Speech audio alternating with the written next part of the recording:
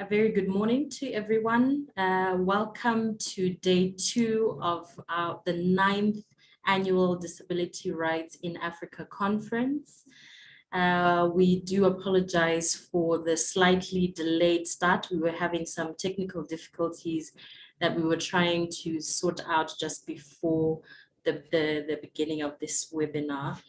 So again, today is the final day of the conference, and we have an exciting lineup of speakers and topics lined up for today. But just before we begin, just a few housekeeping issues. We have sign language interpretation available, and so the sign language interpreter's video will be spotlighted throughout the day to ensure that those who require sign language interpretation are able to follow the proceedings of the conference.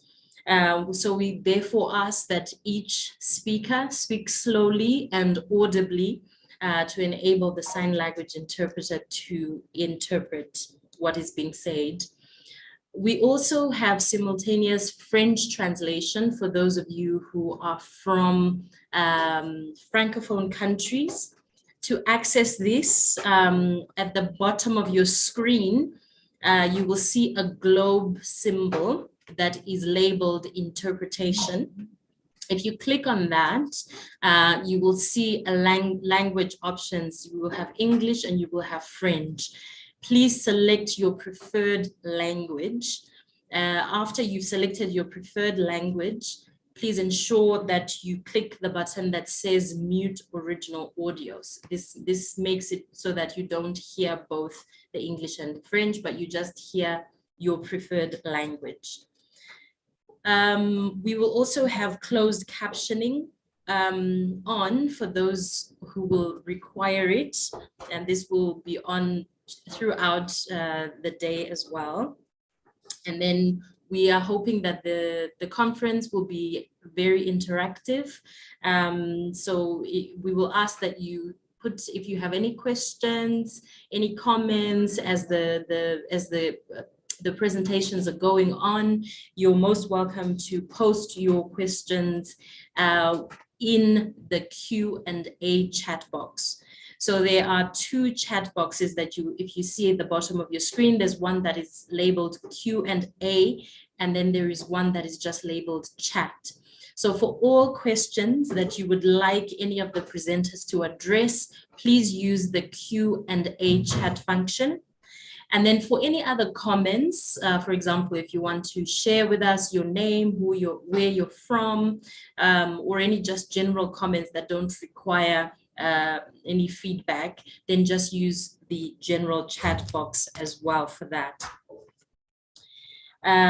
Please remember throughout the webinar to mute your microphones so that we have as little disruption as possible.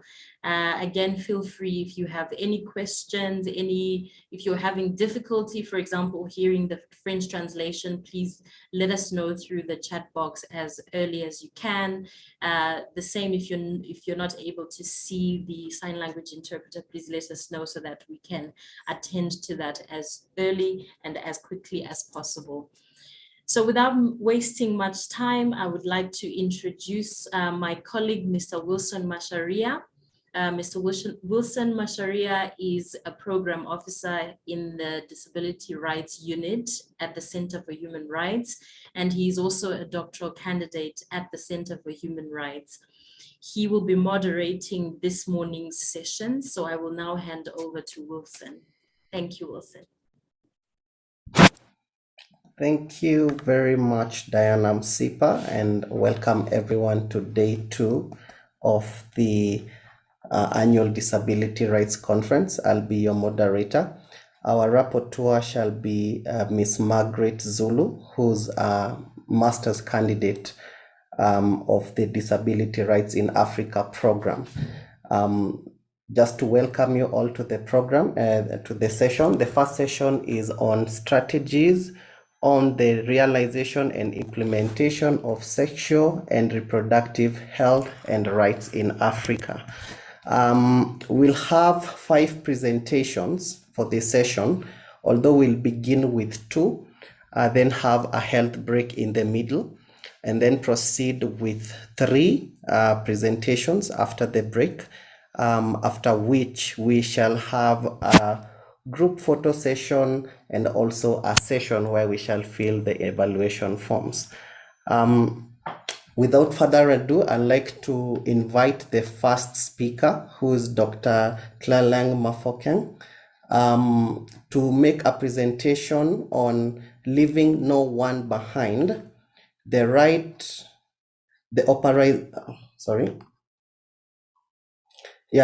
no one behind, the operationalization of the right to health approach to ensuring rights, protection of a person with a disability. Dr. Tlalang is the Special Rapporteur, United Nations Special Rapporteur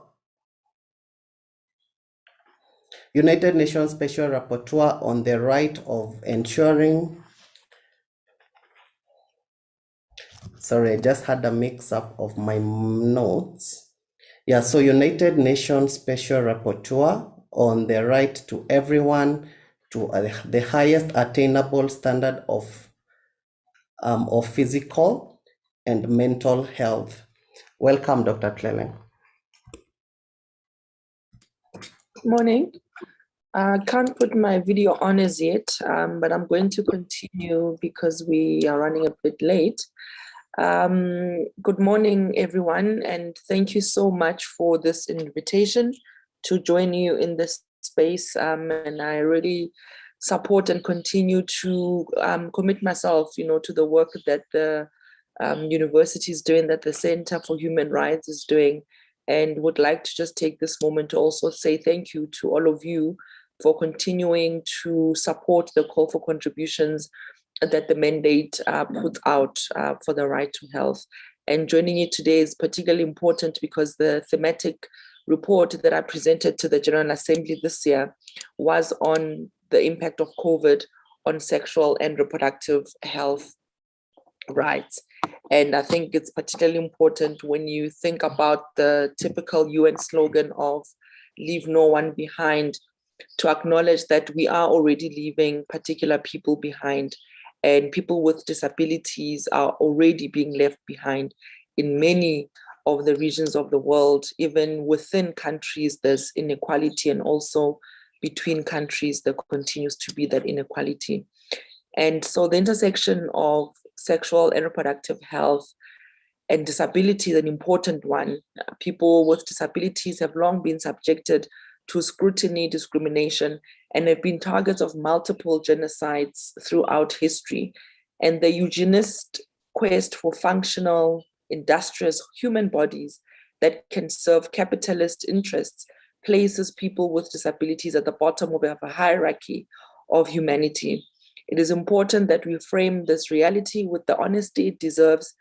For this reason, the sexual and reproductive health rights of people with disabilities has been and remains under severe threat, driven by anxieties around the proliferation of what capitalist, racist, and misogynistic powers consider defective bodies. And I want to take a note now from the Special Rapporteur on the Rights of Persons with Disabilities, Catalina, where they speak about the rights of persons with disabilities and the context, where they say that there are more than 1 billion people with disabilities in the world today, and the average global disability prevalence rate is estimated to be 15.6%. Persons with disabilities experience great social disadvantages worldwide, such as poverty, discriminatory laws and practices, environmental and information barriers. There's also links to poor education, health, and employment, and increased expenditures related to extra cost of living with a particular disability. Women with disabilities account for almost 1/5 of the world's female population. There is no reliable and representative global data on children, though, and the estimates suggest that there are between 93 and 150 million children with disabilities worldwide, but these numbers could be higher, especially when you think about invisible disability. Furthermore, there are very few statistics available on girls with disabilities at national and international levels, as generally the data are not disaggregated by gender, age, and disability. And remember, even in South Africa, in our context of COVID-19, many of us have been advocating for data that is more disaggregated so that we can have more specific resourcing and response plans. And so that scarcity of data has contributed to making the pressing human rights issues that affect children with disabilities and girls in particular even more invisible. The intersection between young age, disability, and gender results in both aggravated forms of discrimination and specific human rights violations against girls and young women with disabilities. While in all parts of the world, persons with disabilities are faced with violations of their rights and barriers to their participation as equal members of society. And girls with disabilities are significantly worse off than boys with disabilities, regardless of the types or levels of impairment. And girls with disabilities are more likely to be excluded from family interactions and activities, and are less likely to have access to education, vocational training, and employment, or to no benefit from full inclusion. And this is why these issues are also an issue for gender equality.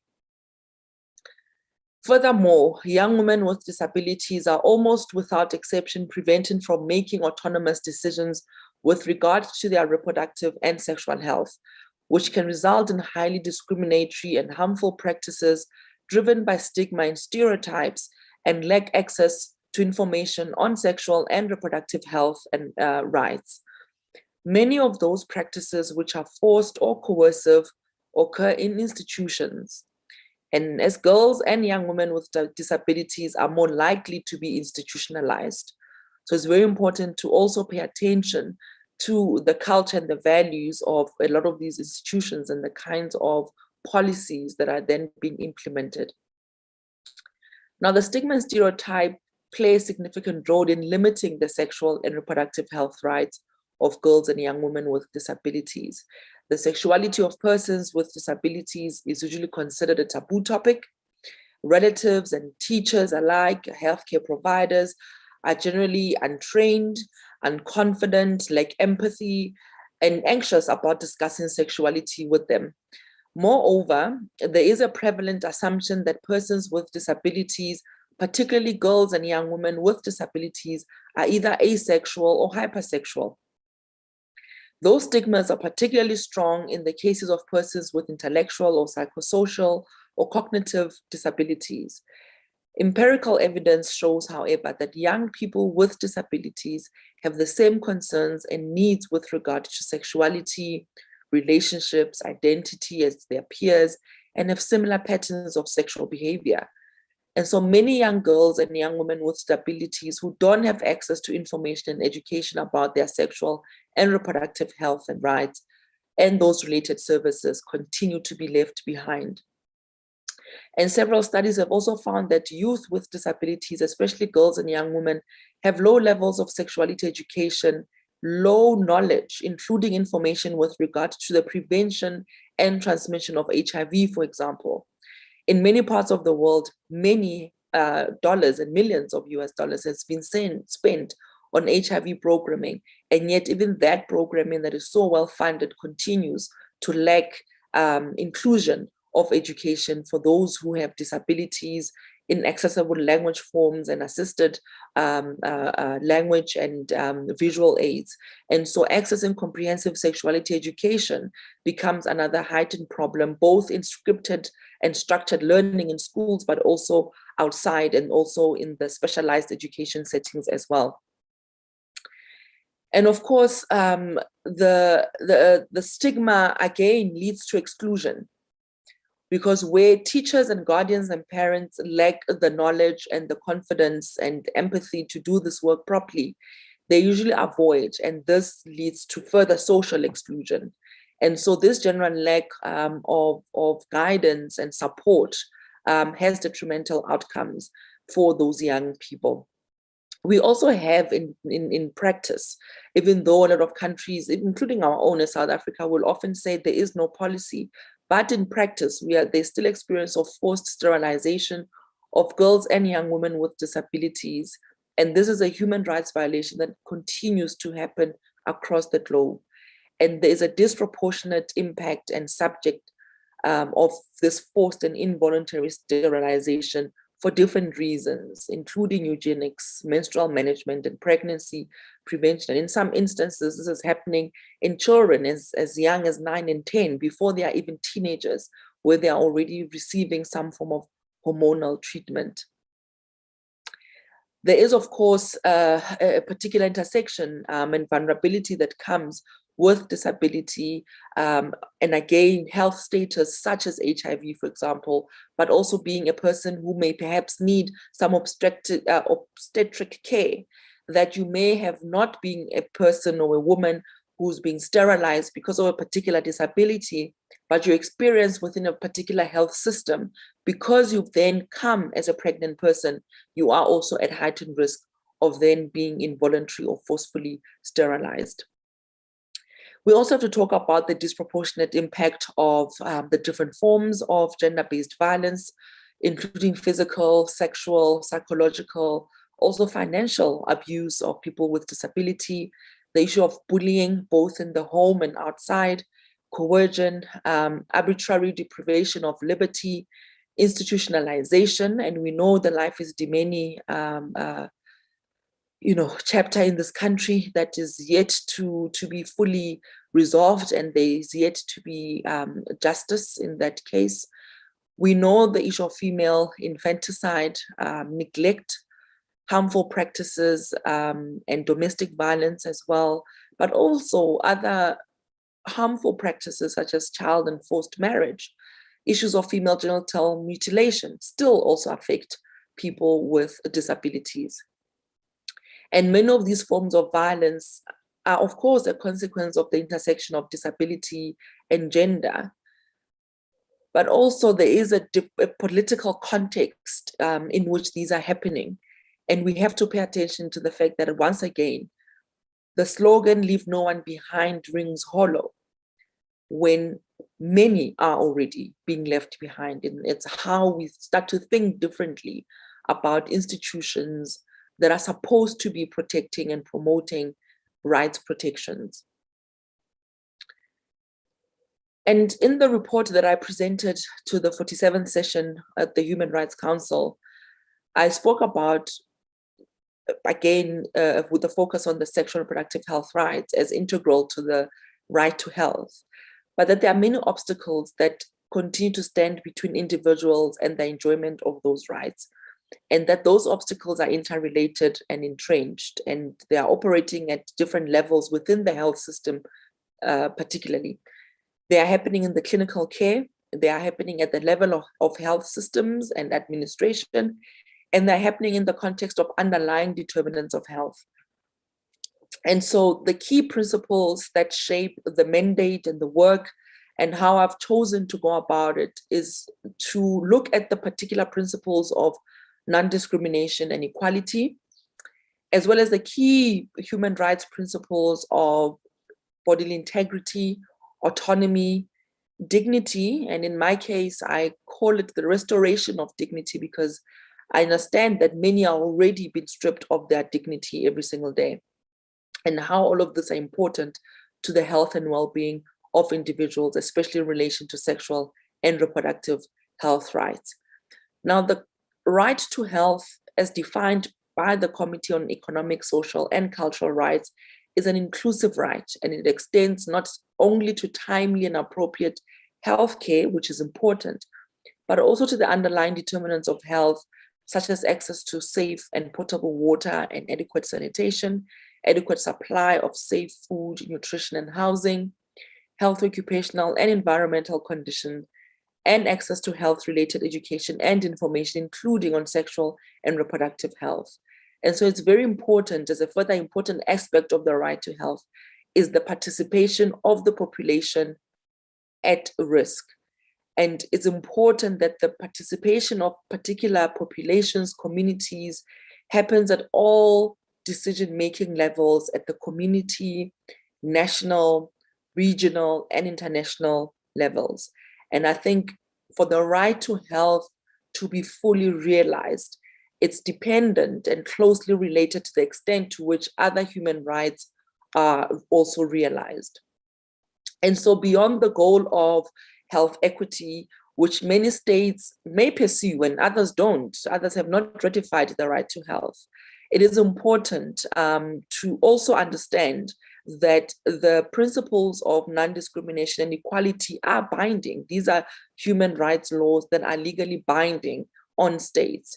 And it's how that those human rights then become extended into policy, into legislation, and eventually into care that people will feel that their human rights are protected and promoted. In that way, they will realize those rights. And we know that, in fact, the social determinants of health affect the realization of the right to sexual and reproductive health. And as I spoke earlier on, we can see clearly the different intersections of all of these different social determinants and social contexts and how they intersect with disability. And of course, the patterns that are seen, that are reflected in social inequalities and power distribution, usually based on income, citizenship status, the Afrophobia that many continue to face on the African continent, between countries, but also within countries, issues around age, systemic discrimination. Those are very important to also see them as the social inequalities and the issues of power that mean particular outcomes for particular people. So the higher rates of morbidity and mortality related to sexual and reproductive health rights, for example, for persons living within low and middle income countries, is much higher than those in high income countries.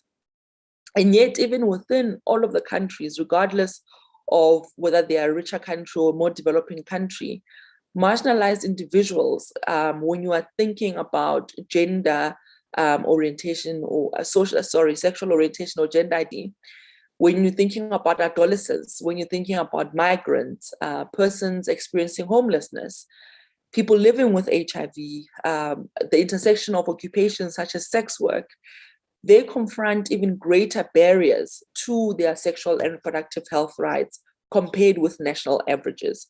And this is why it's important to get disaggregated data so that we can then have responsive policy and responsive resourcing that can meet particular needs of people.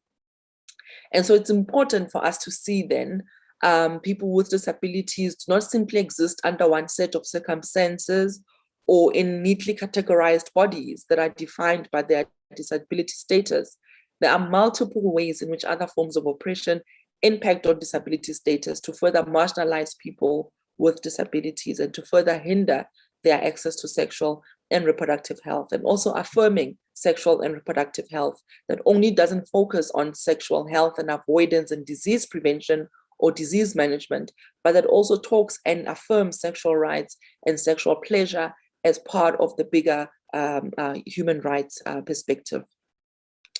And so under the right to health framework, just as a quick reminder, states have an obligation to respect, fulfill, and to protect the right to sexual and reproductive health, of course, in relation to contraception and family planning. But I would say we need to go a step further to talk about what affirming sexual experiences look like beyond just hormonal needs of people with disabilities. And so violations of the obligation to respect these rights include criminalization of women undergoing abortion. You can understand now the intersection of that with, as a person with a disability, the criminalization of consensual sexual activity between adults, the banning or denying access in practice to sexual and reproductive health related services and medicines, right? This also includes discrimination based on race or ethnic origin, the prescription of involuntary or coerced or forced medical interventions, especially when you're thinking about women from minority groups or indigenous groups as well. Now, I just want to bring this WHO definition in focus because I think it speaks closer to what I I seek to achieve in terms of the mandate and the work around sexual and reproductive health rights, in that sexual health is fundamental to the overall health and well-being of individuals, and that sexual health, when viewed affirmatively, requires a positive and respectful approach to sexuality and sexual relationships. And it also requires the possibility of having pleasurable and safe sexual experiences that are free of coercion, discrimination, and violence. And sexual health related issues, of course, are wide-ranging, and they encompass sexual orientation and gender identity, but also sexual expression, relationships, and very importantly, pleasure. And so it's important then to have a policy approach that acknowledges the concept of sexuality is not only linked to ability to reproduce, and that achieving sexual health and well-being depends on good quality information about sex and sexuality, knowledge about what one needs for themselves to remain healthy and safe, and also understand one's own vulnerability to particular consequences of unprotected sexual activity, but also be met with literal accessible healthcare that can then actually bring those rights to life. And I think what's important is that we all deserve to be living in an environment that affirms and promotes sexual health, sexual rights, and sexual pleasure. In closing, I just want to say that the age issue, again, when we're talking about issues of disability, is very important. And we need to think also of sexual health and management and care of older women and older persons with diverse gender identities who may require particular sexual health care. And that we think not only of,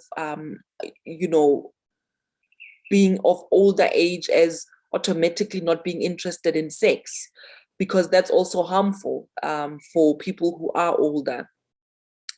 And it's also important, again, to talk about the need for continued advocacy, the need for continued cross-movement mobilization, for co-conspirator. That's what I would like to call it, because allyship is quite passive in my experience. But we need more of us to be co-conspirators and advance each other's rights in the different spaces that we occupy, because we can't be in all of the spaces all the time.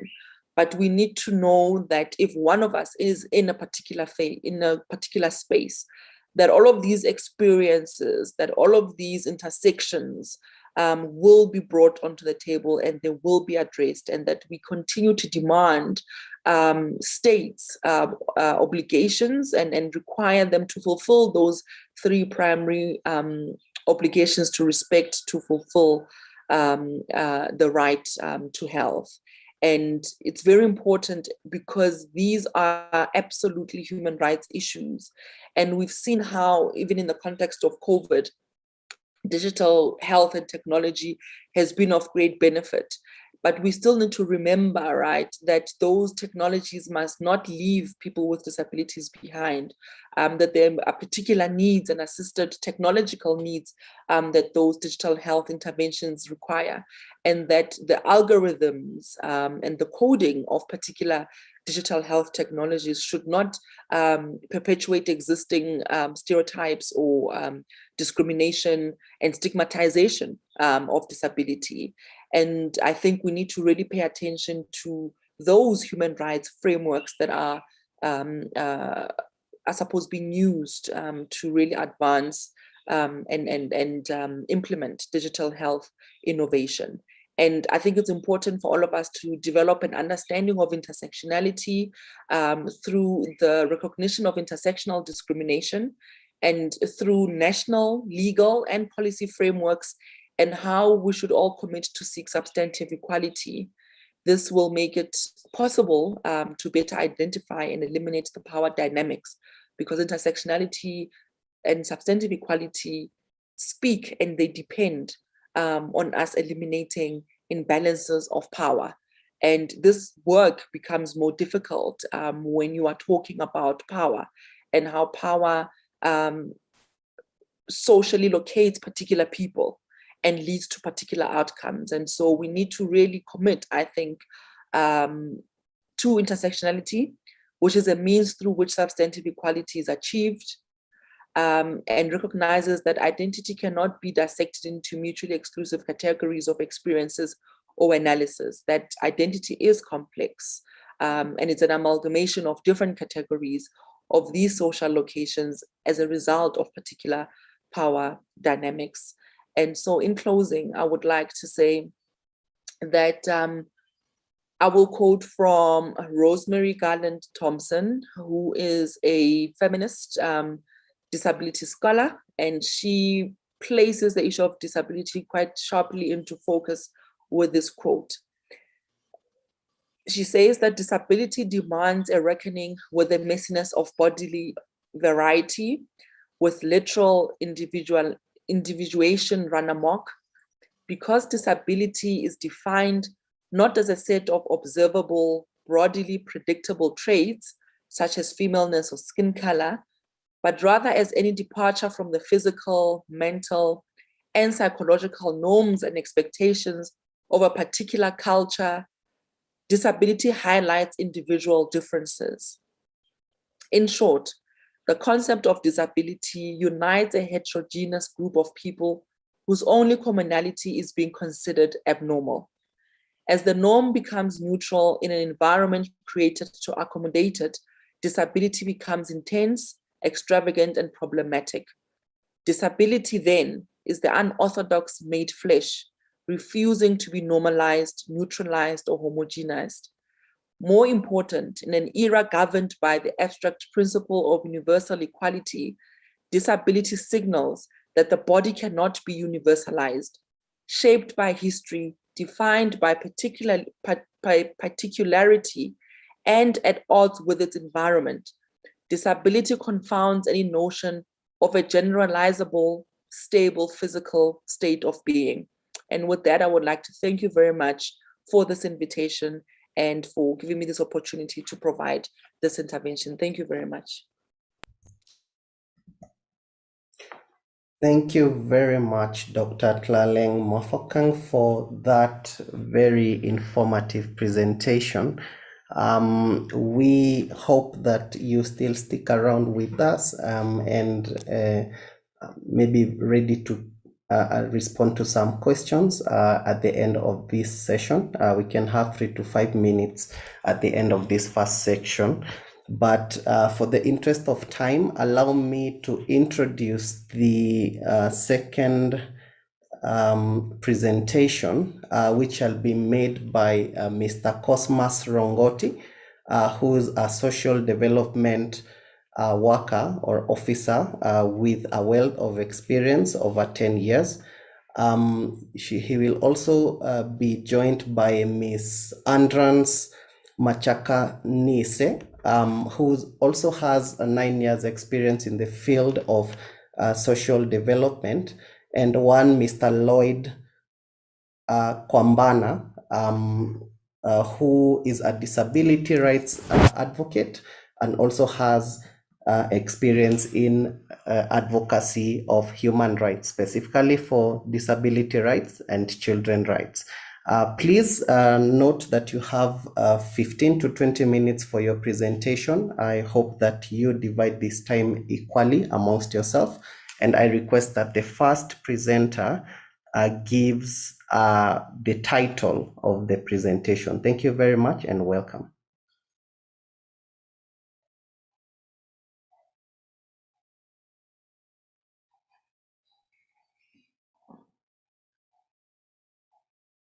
Mr. Cosmas.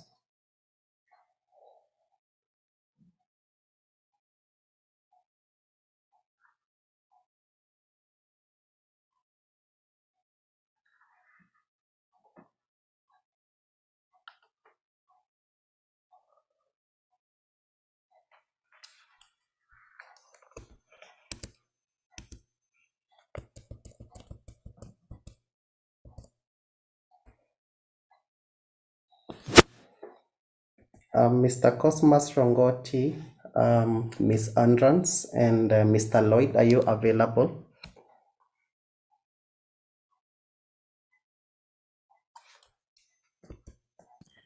Good morning, Wilson.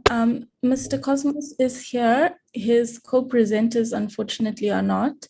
I have requested that he unmutes, but I think he may not be able to respond at the moment. So I will try and get in touch with him, but perhaps you can continue with the program. Okay, so just let me know as soon as you're able to reach him. So maybe at this point, I would like to invite whether there are any questions or suggestions on the from the presentation that Dr. Cleleng has made, maybe for 2 minutes.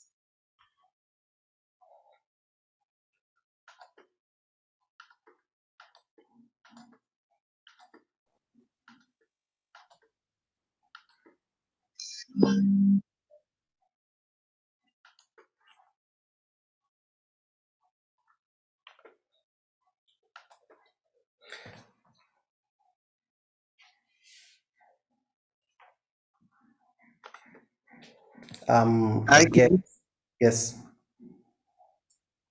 How are you? Very well. I'm doing fine. This is Lloyd. Okay, it's great to have you. So I assume you'll be making the presentation on behalf of your colleagues. Yes, sure. So I was trying to connect. It's just the network was dropping here and there. But now I'm here. So Cosmos was supposed to share the presentation. My laptop now is gone something with the white screen. So I'm actually using my phone at the moment.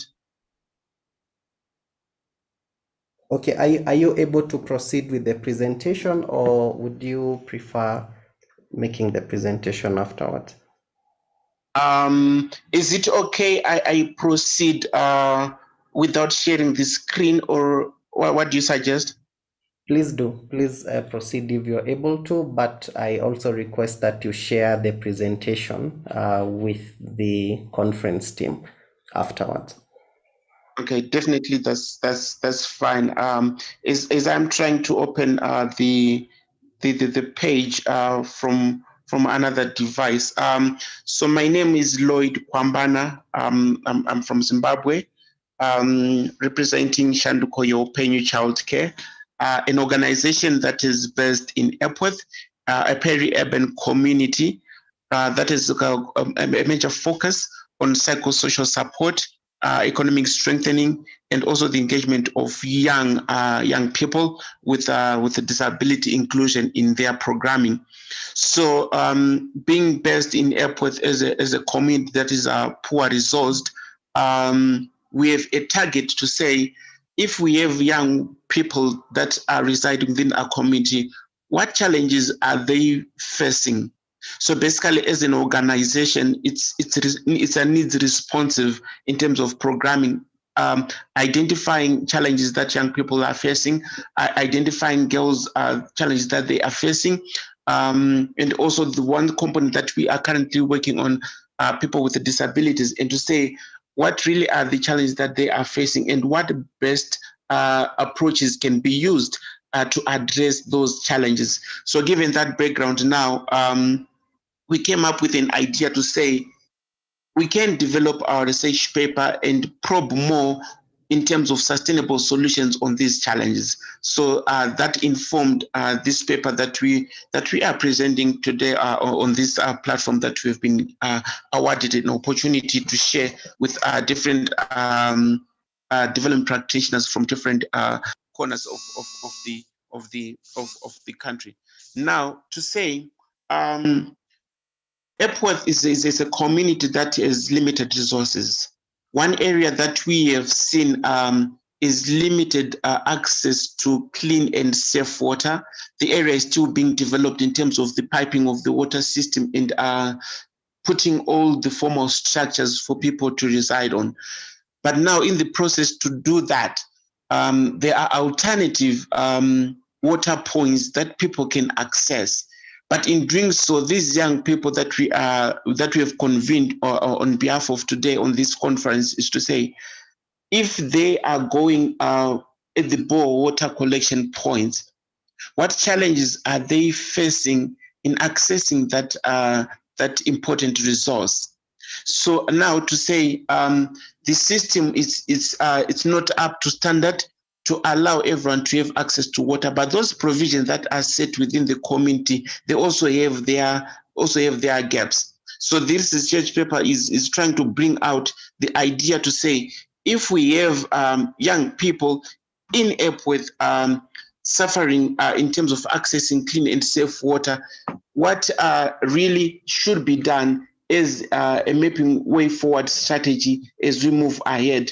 But now, if we do our context analysis, we can see that young girls are supposed to be in school the time they are fetching water at a bowl water collection point. And now we're having this challenge to say there isn't enough water for everyone to access. We are having the long queues that will be evident within the community. But now it becomes a challenge for people with disability to access that resource in such a pressing environment, to have access to that essential resource. Now, as Shanduke Open Child Care, we came up with an idea to say we need to engage the young people to discuss these challenges and have a stakeholders engagement in the process. So we conduct what we call community dialogues that are held at Shanduke Open Child Care in Epworth at Domboramwari Roman Catholic Church, which is the geographical location of Shanduke Open Child Care in terms of location. We bring on board all these young people because we consider them as primary stakeholders in understanding their challenges and to have a best way forward in having an informed position of these challenges and able to identify stakeholders to be also part of this dialogue in creating an advocacy platform which should be tabled, for example, with the Epworth local board, which also facilitates these action points as informed by these young people. So we realized, in as much as we might have data or information that speaks to the challenges of these young people in terms of sexual exploitation at bore water points, we also need to have their input in terms of discussions. So their discussions, they enhance a platform to lobby or to advocate for a response in terms of service delivery at that level. So the areas that we will be underlying now is to say, in terms of social accountability, does our Epworth local board or our municipality or our local governance structures in Epworth aware of these issues that these young people are facing? Point number one. Then point number two, if we table our issues, are the young people able to voice up their concerns and be heard? So the other way we do it is to create a platform for young people to share their views and be heard. So we talk of community participation in addressing these issues. But in as much as we have our national disability policy, which was put into place by the president of Zimbabwe, Comrade Idi Mnangagwa, much has also have to be done in standing with that policy and implementing it with the provisions that are embedded in that document. We might have the policy in place, but the implementation or the creation of systems that respond to those provisions leave a lot to be desired. But now to say we address this with the young people in place. I violated one area that these girls facing challenges at these water collection points in terms of education access. We have an effect in terms of the attendance and participation of these young people in class. Secondly, we also talking of the sexual reproductive health rights for the young people that we are discussing on this conference, to say, are they living in a safe environment? Are they living in a safe space that they can access water without any exploitation? So as I will be sharing this this presentation, you're also going to see that in this community, we have what are called bore marshals. These create a system to say we manage these water collection points, and we create rules that everyone has to adhere to. But it is not gender assertiveness, and it is also not considerate in terms of girls being awarded an opportunity to have water, since we also put it in cause they are the household managers. Coming from a patriarchal society, they are required to go and fetch water. But in doing that household duty, there come also complications for them to have that water. In as much a person might go in the morning or in the afternoon, the long hours that they take at those water collection points is also an area or an issue that contributes in these abuse forms that happens to these vulnerable people or communities or groups.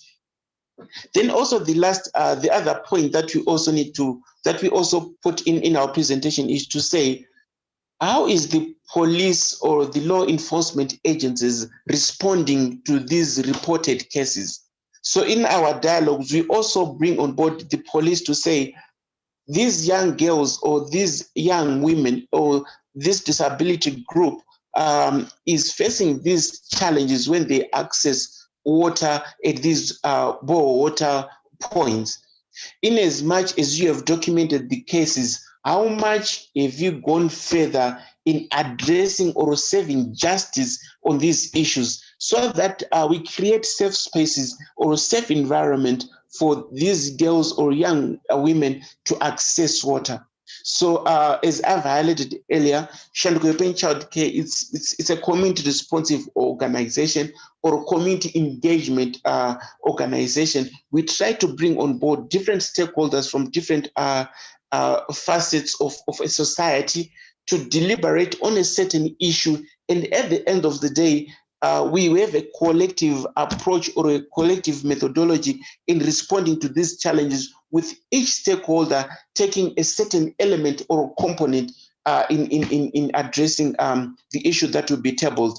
For example, we have the Zimbabwe Republic Police in Epworth, that is staged in Epworth, for example, under the Victim Friendly Unit Department, to say we have these abuse cases as a point of reference at a police station. How much cases have you solved and how much have been reported in terms of a trend in solving these issues? How much have you addressed these issues? So as an organization, we can design a position paper or a position statement or a press statement in relation to this issue that we'll be discussing. For example, this issue that we have today that informed our research, or this abstract on sexual exploitations of girls at water collection points. It also has an impact in terms of their mental health. To say we have issues that these girls are facing. We are talking of teenage pregnancies. Some have preferred to call it bore pregnancies. That's where it happened.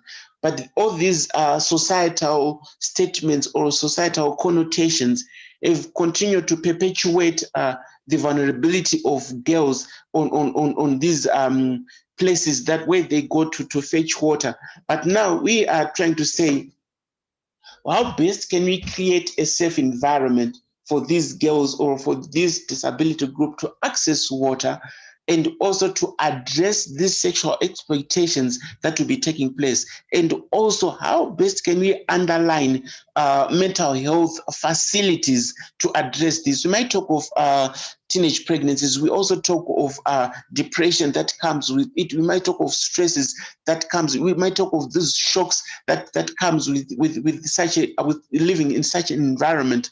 But at what level is it exposed the disability group to be also considered and also given a priority in accessing this essential component without any subjugation, without any duress, without any prejudice to have this resource?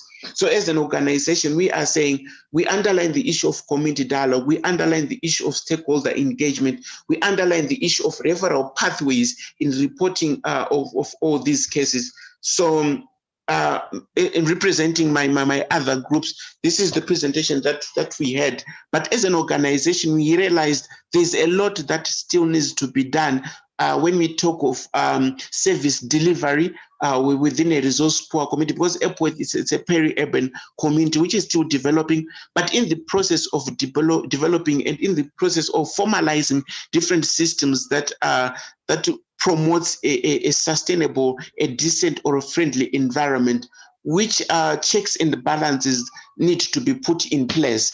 We might talk of the police monitoring these bore points. We might talk of a water committee that might be set in addressing all these issues, but also that committee has to have a component of girls in that committee. So when they meet for their discussions, these girls or these young women or this disability group will articulate issues responding to the issues that they have been facing, and also representing other members within the community. So different structures now need to be put in place, which would inform a friendly environment for different groups to live in. But now we also need to underline that we need to formalize our systems. And at the end of the day, if we formalize those systems, we create checks and balances that enables us to monitor all these cases that will be reported on, and also to create, as an organization, Shandikopen Child Care, we once led a youth-led child protection program, which enables young people to be given a voice.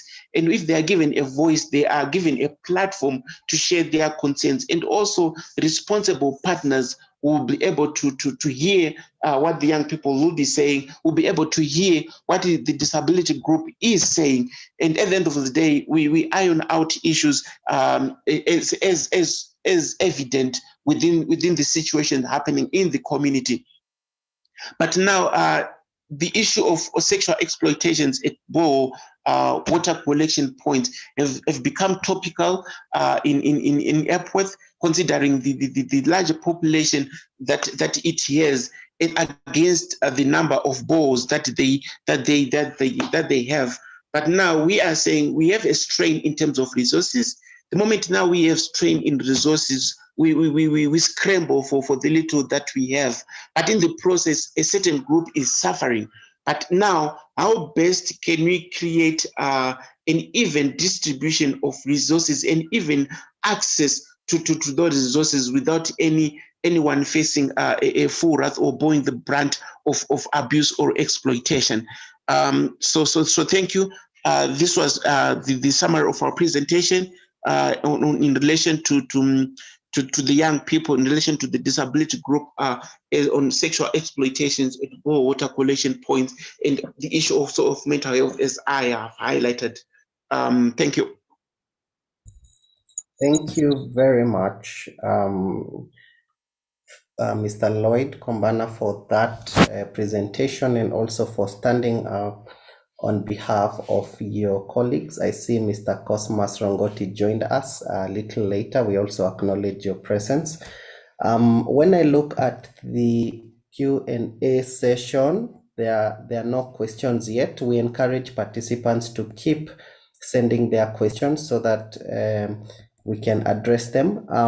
But maybe I can have 2 or 3 minutes for questions or comments for the previous presenters. And I see Mr. Elvis. Dr. Elvis, your hand is raised. Thank you so much. I'll keep my video locked. But I just wanted to ask Lloyd that based on his presentation, if he has some practical suggestions or recommendations that the state should probably take into consideration in to mitigate the current situation that plays out in your community. Thank you. Okay. Thank you very much. Maybe is there any other question before Mr. Lloyd comes in to respond?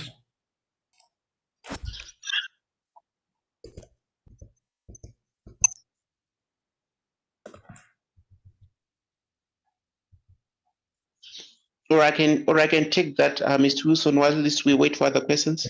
Okay, please proceed. Okay. Thank you. Okay, thank you, Mr. Elvis, for the question. So as I have highlighted now, given the background of these challenges this group is facing because of these limited resource of access to clean and safe water, resulting in these sexual exploitation cases that are happening. One area that we need to strengthen is a legal system to say if the cases are reported, every police station in Zimbabwe has a victim-friendly unit department. So our referral pathways in terms of legal provisions has to be effective and also have to be efficient. I highlighted the issue of cases being reported, but now we need to say, do we have a quick response, a rapid response when these cases are reported? For example, for every 3 girls that are accessing water, 1 is sexually exploited. But if these reports are tabled on the Zimbabwe Republic Police desk, how responsive are they to these community tip-offs or red flags that are being raised? So one key area that we need to address is the legal provisions in handling these cases. We need to strengthen our systems so that justice can be served. So the perpetrators of sexual exploitation or the various forms of abuses at bore water collection points for these disability groups that we are discussing on can easily be reduced.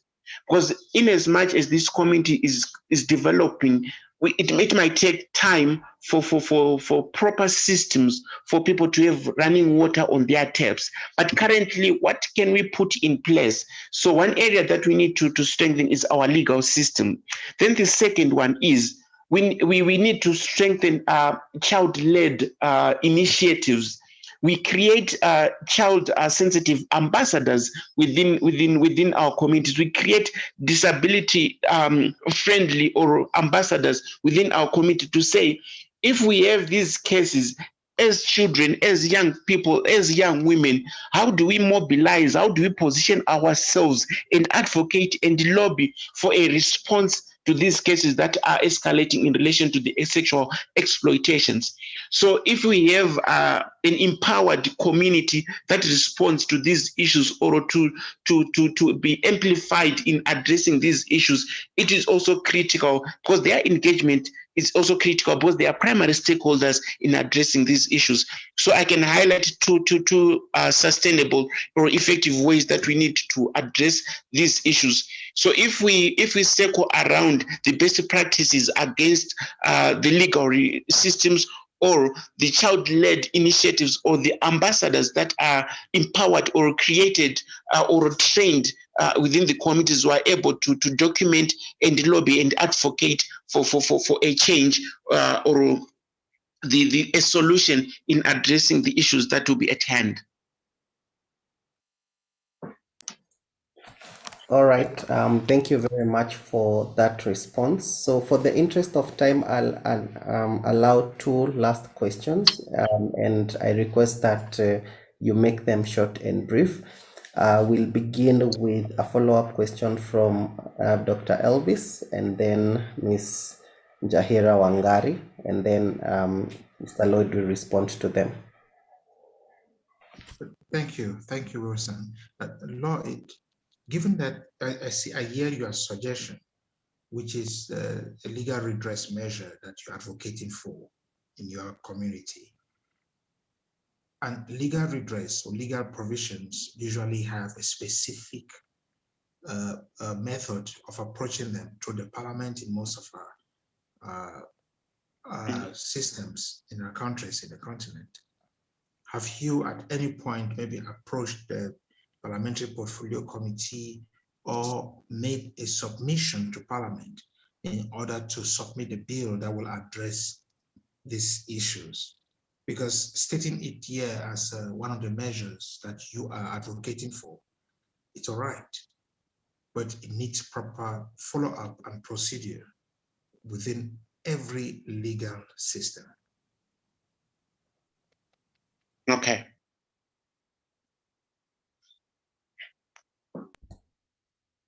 Thank you very much. Ms. Jahira. Thank you, Wilson. I'd want to maybe start by saying thank you to Dr. Faleng for the presentation. It's amazing to have a special rapporteur who's speaking so intersectionally, especially on issues of disability and sexuality, which we don't see often. And to my question to Lloyd, and it's specific on the choice of wording. So have you considered the impact of using the term teenage pregnancy when discussing sexual abuse, especially when it is connected to conversations on consent?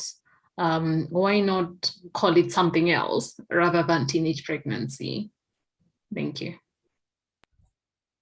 Thank you very much. Please, Mr. Lloyd, I allow you 1 minute or 1.5 minutes to respond to the two questions.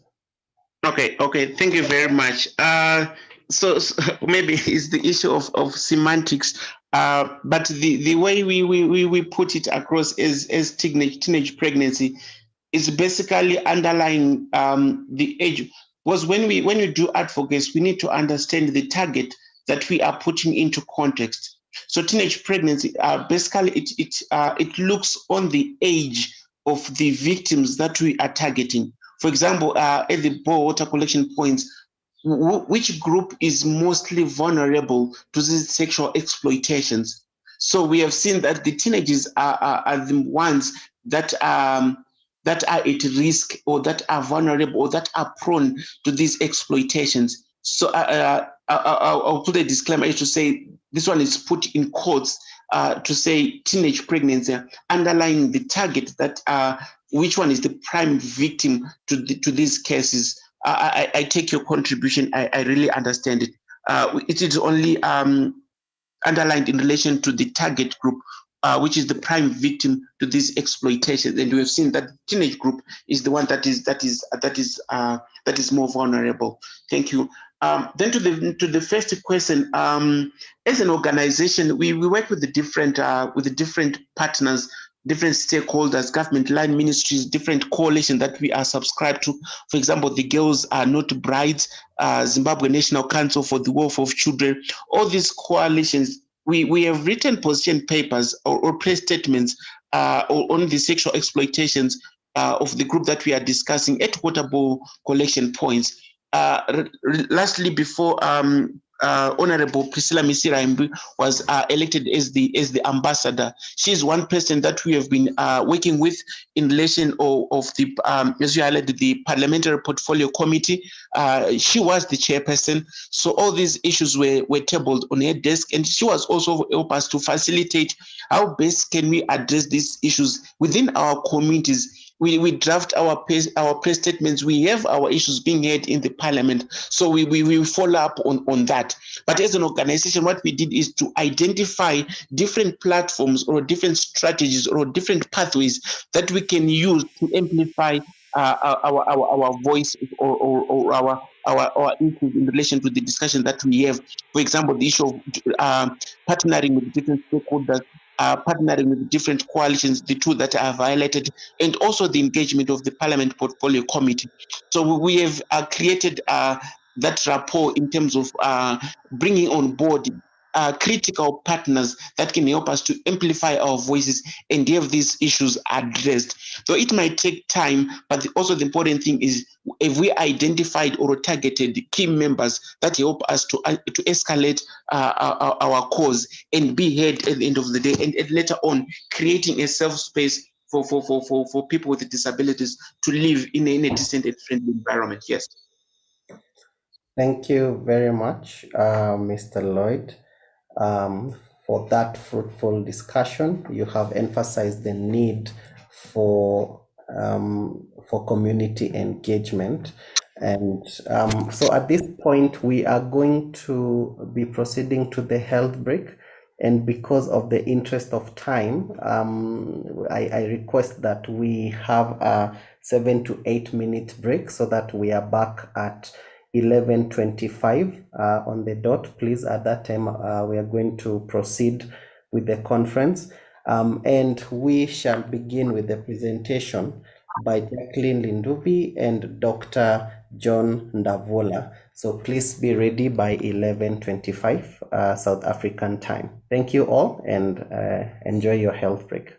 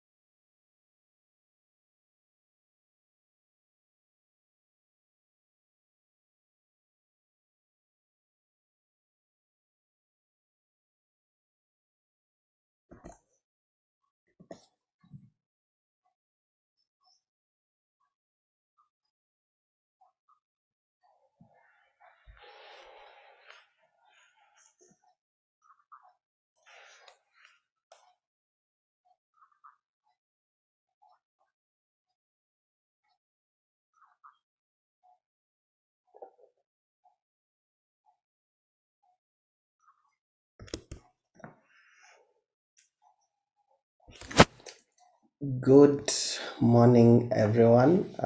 Welcome back to the second day of the Disability Rights, the Annual Disability Rights Conference. I am your host, Mr. Wilson Masharia. Without further ado, I'd like to welcome Dr. John Davula, who is a lecturer at Moranga University of Technology here in Kenya.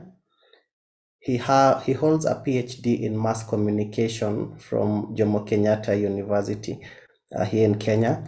His co-presenter is Jacqueline Lidabui,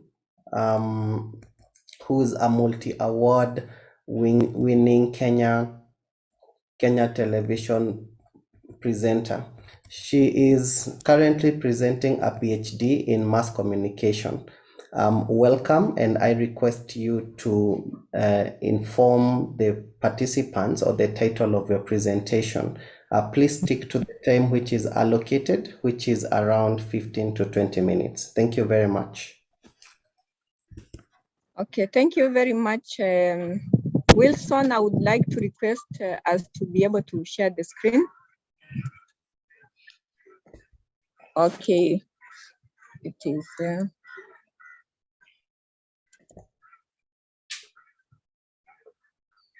Wilson, is our presentation visible?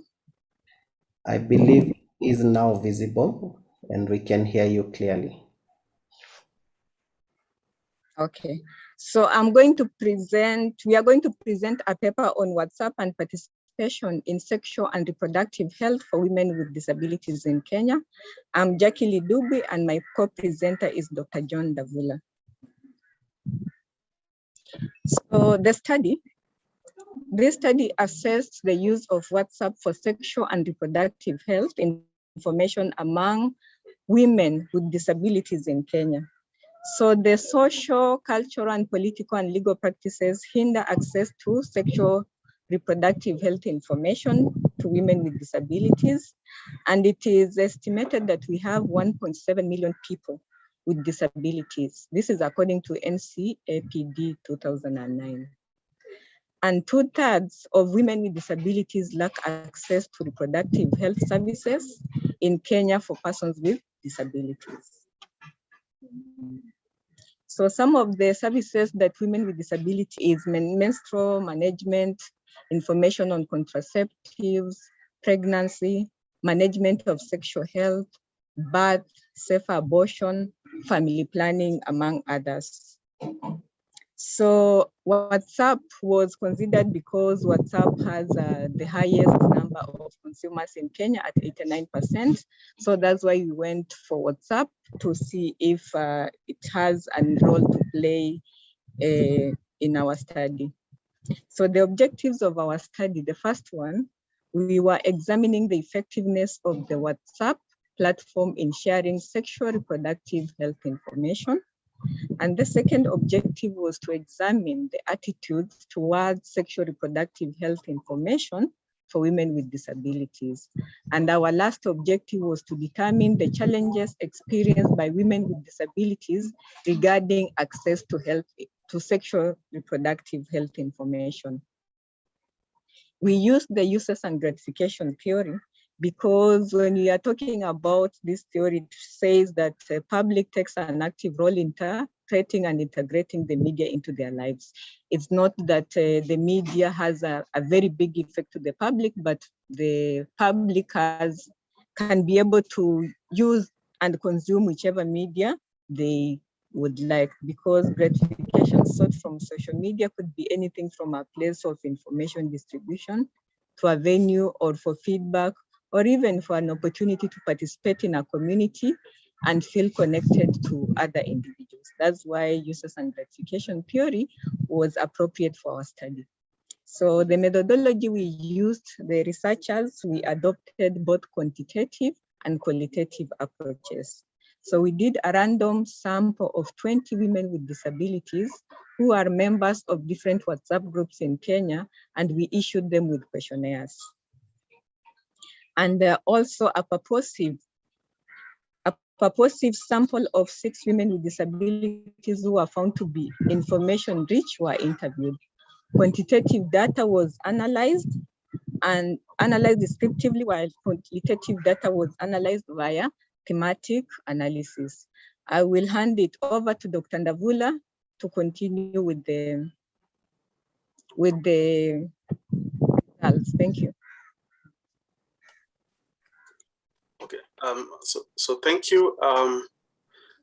So basically we're looking at how information regarding sexual and reproductive health for women with disabilities is disseminated among their circles.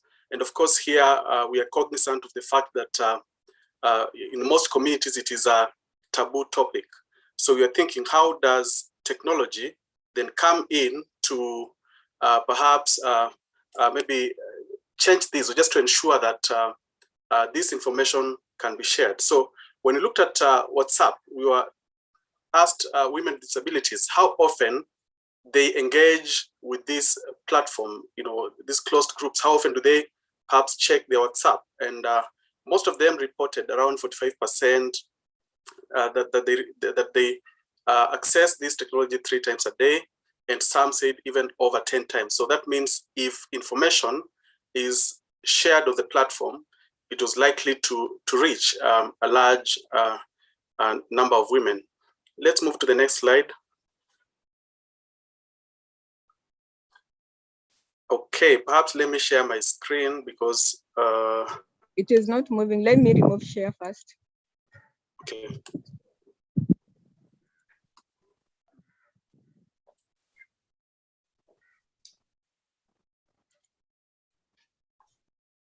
Okay, maybe just allow me to continue.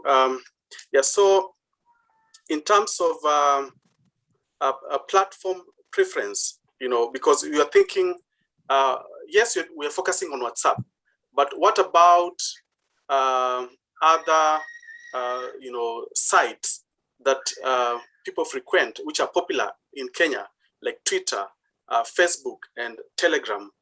So from our statistics, we found out that WhatsApp had the higher user incident and also preference among women with disabilities. And this is compared to Twitter, Facebook, and Telegram.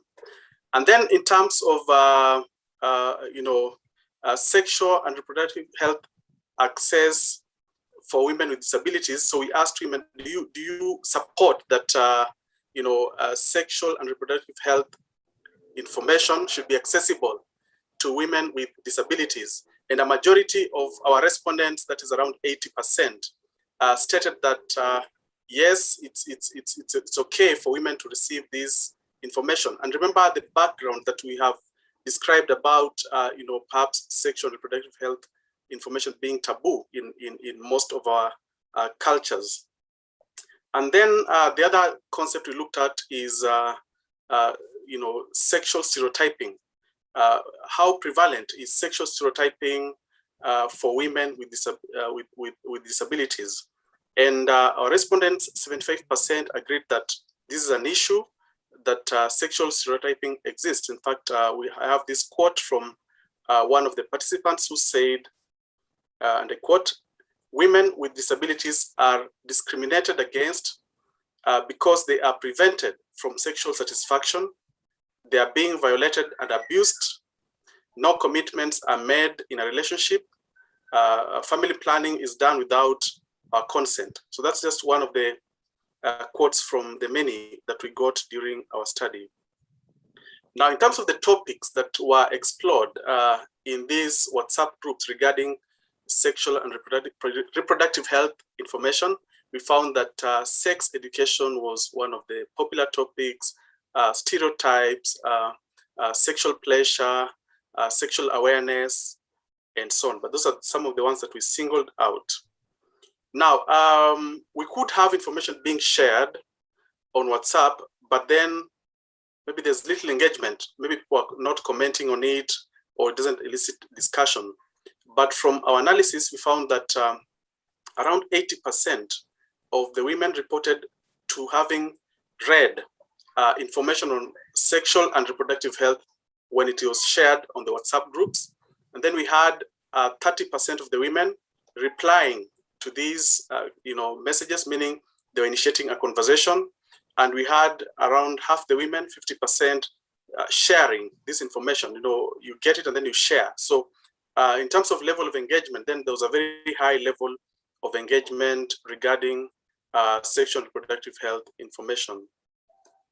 Now, in terms of efficacy of WhatsApp, we found that reports indicated that 55% of women found information on WhatsApp to be efficient. 20% reported that they understood the information, but a larger majority of the women, that's around 90%, indicated that there's a need sometimes to bring an expert, maybe a medic, who can discuss some of the sexual and reproductive health topics. And I found this very interesting because sometimes, there's this phenomenon where if you have a WhatsApp group, you can invite a professional temporarily, maybe for 1 or 2 hours, and then they can engage in a discussion with the members, answer some questions, and after that, they leave because most of these groups are closed groups. So that need was expressed among the participants whom we interviewed. Now, in terms of challenges of using WhatsApp, 65% of women with disabilities said, using WhatsApp is expensive because they have to buy bundles and so on. And perhaps that points to the earlier statistic where we found it's not like 100% of women were accessing, WhatsApp every time. Some of them were accessing WhatsApp maybe once in a day and so on. But also that could also point out to other issues, maybe the other platforms where they engage and so on. 45% of women found WhatsApp discussions easy to follow. 80% of women said some topics require face-to-face engagement with experts. So the idea of having experts to discuss these issues also comes up again. And then 70% of women said WhatsApp lacks the human touch. Yeah, but some also reported that when they discuss some of these topics and they're using emojis and GIFs and memes, maybe that also helps to bridge that gap when they are expressing their emotions. Now, to go to a quote, perhaps from one of the participants, so he said, it should be, talking about sharing information on sexual and reproductive health. So she said it should be shared, that is information, in a way that is accessible to all persons with disabilities. So for example, to the visually impaired, or maybe they can share in Braille, deaf counterparts to be virtualized. I'm just reading from what she said, pictorial and readable, and this includes intellectuals in pictorial and in art form. And this way, the information will be clear for all. But basically, they're just saying that even this information on sexual and reproductive health should be shared in different formats that are accessible to persons with different kinds of disabilities. And then there's also one participant who said, we can share through other social media platforms, such as YouTube, Instagram, so that people are aware. So perhaps here there was a need also to explore other platforms that maybe could be more maybe efficient or accessible to persons with disabilities.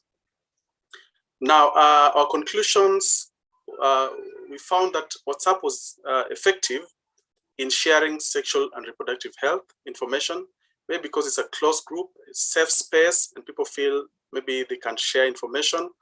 But it wasn't really effective for all types of disabilities, such as blindness, intellectual disability, or deaf-blind. So that was part of the limitations.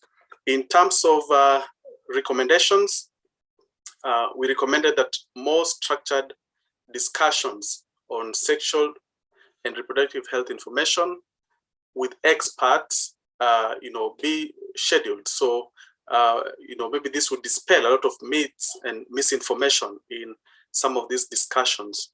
And then also sexual and reproductive health information could be shared in accessible formats, visual, pictorial, audio forms so that the information is accessible to more people with disabilities. And finally, perhaps the government and stakeholders can consider sharing sexual and reproductive health information in groups that are accessible to persons with disabilities, like on social media platforms and so on. So thank you very much. This was just a couple of the references we had, and back to the moderator. Thank you. Thank you very much, Dr. John and Ms. Jacqueline, for that presentation. In the beginning of the session, we heard that one of the barriers or challenges that persons with disabilities face is lack of training or knowledge on sexual and reproductive health rights. And it is very important that you have brought one of the ways, or raised one of the ways in which information can be disseminated to reach all people, including persons with disabilities. We request that you share that presentation with the organizers of the conference so that it is later disseminated to the participants, and request that you stick around in order to respond to the questions that have arisen from the presentation, which shall happen at the end of this session. So at this point, without further ado, I'm going to invite Ms. Miriam Thenge, who is a human rights officer at International Disability Alliance, to make her presentation. I request you, Ms. Miriam, to say the title of your presentation and also stick to the time that has been allocated. Meanwhile, as she presents, please continue engaging with the chat and sending your questions to the Q&A platform on the Zoom platform. Thank you very much. You're welcome. Thank you, Wilson, for the introduction. Just to say that I wear many hats. So today I speak as a disability rights advocate and a person who is very keen on sexual and reproductive health and rights, and of course, interest with human rights mechanisms. I'm not able to share my video, so I'm just going to share my screen and share my presentation.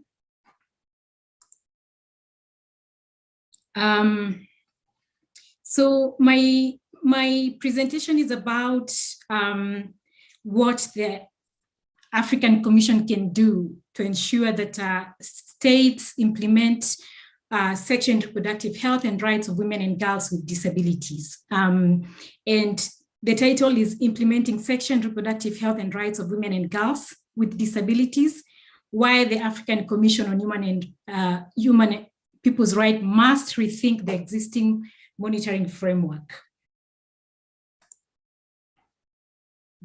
Go to slideshow. I hope my presentation is visible.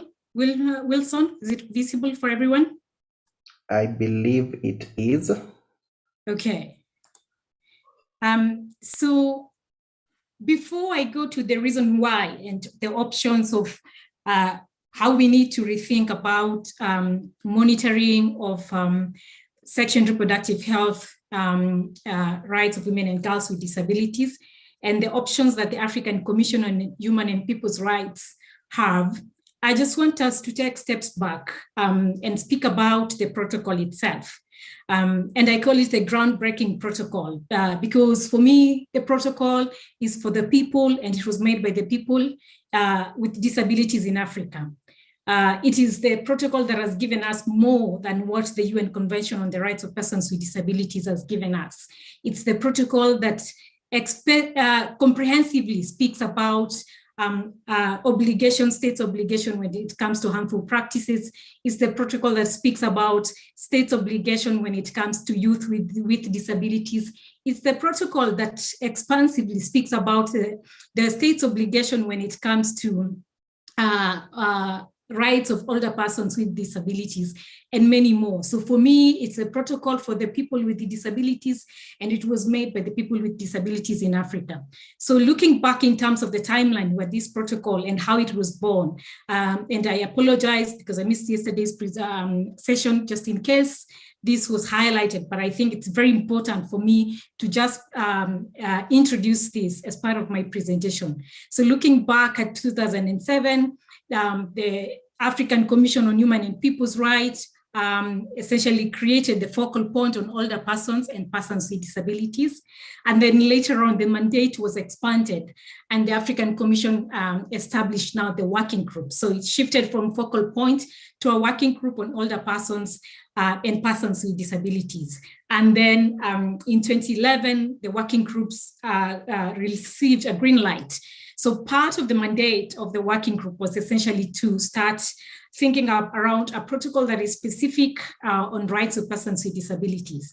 And therefore, in 2011, the working group received a green light to prepare the protocol to the African Charter on Human and People's Rights on the rights of persons with disabilities. And then throughout 2011 to 2017, there was consultations, drafting, negotiations of the text of the protocol. And then finally, we had a draft that was accepted and adopted by the AU Assembly in January 2018. So that's where we are coming from in terms of the protocol. So where are we now in terms of the status of ratification? And so far we have 9 countries that have signed the protocol. We still don't have ratification unless one has happened and has not been updated. I think there was a time sometimes back, there were discussion around either Mali ratifying, but I don't have data about that.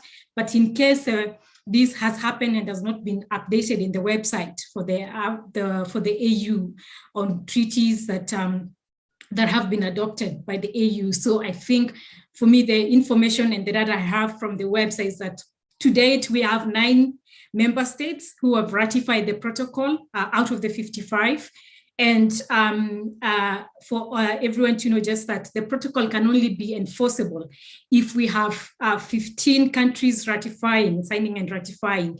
That's the only time it can become enforceable. So that's where we are. It's not yet enforceable, but it's very important for us to lay the groundwork once it becomes enforceable. It's very important for us to see how the existing mechanisms can still breathe life to the sexual and reproductive rights of women and girls with disabilities while we wait for ratification and for the protocol to be enforceable.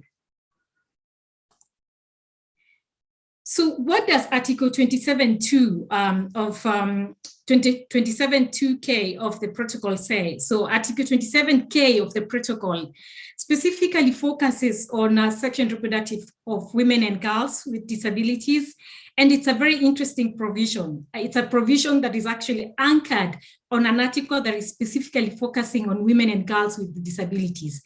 And for me, this is very creative and I would say innovative in terms of obligation, because that's the article that essentially brings the intersectionality aspect. It's about women and girls with disabilities, but it's also showing that sexual and reproductive health and rights, it's an issue of concern. It's an issue of equality. So when you speak about women and girls with disabilities, and when you want to look at intersectionality, you cannot separate when issues of women when it comes to sexual and reproductive health and rights. And that's why it was squarely the obligation was clearly placed under Article 27, which speaks about women and girls with disabilities. And then before that, it's still provided for under Article 17, which focuses on the right to health. So the right to sexual and reproductive health and services and information is still anchored under Article 17.2. Of the protocol. And these two are the substantive articles that essentially informs my article that looks at how creative the Commission can be. And when I say Commission, I mean the African Commission can be in terms of monitoring the implementation of these provisions in the protocol. And why is it important for these two articles to be implemented? Why is it important for the African Commission to focus in terms of monitoring to ensure that implementation is happening at national level. One of the things is something that has been said by the UN Special Rapporteur on Right to Health, that if you do not want to leave anyone behind, then you have to guarantee sexual and reproductive health and rights of women and girls with disabilities. It's also because women and girls with disabilities face significant and multiple discrimination when it comes to access to sexual and reproductive health and rights. When you look at statistics, globally, women with disabilities are 3 times higher to have unmet needs for healthcare, including sexual and reproductive health.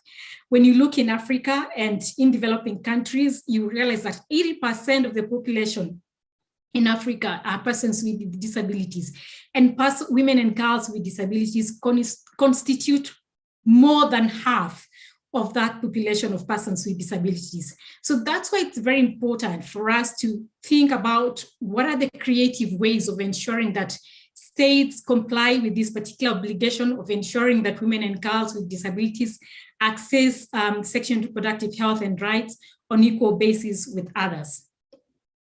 Looking at the African Commission itself as a human rights body that is mandated with various responsibilities. It has functions on promotion, protection, and interpretation of the Charter. For my presentation, I'll focus on the function around promotion, which is also anchored on the rules of procedure of the African Commission. And the rules of procedure are essentially guidelines that help the Commission undertake its mandate. So, and under promotion, I'm going to narrow down to the process of state reporting. And the reason why I'm saying I'm looking at the process of state reporting, it's because the African Charter itself places an obligation for state to be reporting after every 2 years the measures that they have taken to comply with the obligation or to ensure that citizens are able to exercise rights and enjoy rights as provided for in the African Charter. In the protocol, which is a subsidiary instrument of the African Charter, there is an obligation for the states parties to be able to report on the same. So the mother of all reporting is actually anchored under Article 62 of the African Charter. And therefore, every state reporting is essentially anchored around the Charter. So as long as it's a protocol. So what happens is that when the state is reporting about the different provisions of the African Charter, it also has to look into the other protocols. So there's obligation to report, as for now, there's obligation to report under the protocol to the African Charter on the rights of women in Africa, which essentially in short is Maputo Protocol. When you look at the protocol on rights of persons with disabilities under Article 34, states are obligated again to report on measures taken to implement obligations as provided for in the protocol. So you can see the amount of work the states are going to have in terms of reporting. And because of that amount of work, the possibility of states reporting comprehensively and substantively on the issues of women and girls with disabilities when it comes to access to sexual and reproductive rights becomes minimal, because of course there's tendency of states prioritizing certain rights. There's tendency of states not having enough statistics, especially on issues of economic and social cultural rights. And I'll be able to demonstrate this. And also it's about the Commission itself being able to prioritize sexual and reproductive health and rights as an area of priority and as an area of concern. For now, the Commission has guidelines. So these guidelines essentially help states in terms of how they report. But for me, when you look at these guidelines, you find that guidelines on reporting on Maputo Protocol, paragraph 8 does speak about specially protected persons, including persons with disabilities, does speak about reproductive health and reduction of maternal mortality. The same with guidelines on economic and social cultural rights. It speaks about right to health and focuses on persons with psychosocial disability, intellectual disability, and physical disabilities. So the challenge for me when you come to these guidelines themselves is that the guidelines are too broad. So states are likely just going to provide broad information when it comes to sexual and reproductive health and rights of women and girls with disabilities. When you look at the one for economic and social cultural rights, the guidelines do not look at the diversity of persons with disabilities. Persons with disabilities are a very heterogeneous group. So focusing on only person with psychosocial, person with intellectual disability and physical disability essentially means that it doesn't look broadly about the other diversities of persons with disabilities and diversities in terms of identities as well, so which is very important. When you look at, in terms of states, I was able to analyze a number of reports and essentially looking at the states that have been compliant in terms of the reporting period. So I was able to look at Kenya, I was able to look at Eswatini, I was also able to look at Nigeria. And when you look at the kind of the state reports that are being provided or shared by the state parties, when it comes to their time of reporting, you realize that even though the states are reporting about sexual and reproductive health, the information is not disaggregated. So you'll find that they will say that women and girls are accessing services, women and girls are facing challenges, we have laws that provide for sexual and reproductive health.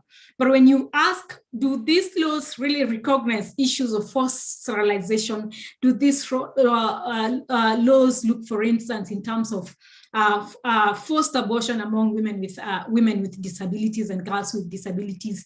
Do these laws specifically speak about legal capacity of women and girls with disabilities and how it intersects with the right to access to sexual and reproductive health information and services? You find that information is not disaggregated by that. And it's essentially anchored on the kind of reporting guidelines that the Commission has provided to the states. This is the guidance note for the states to be able to report.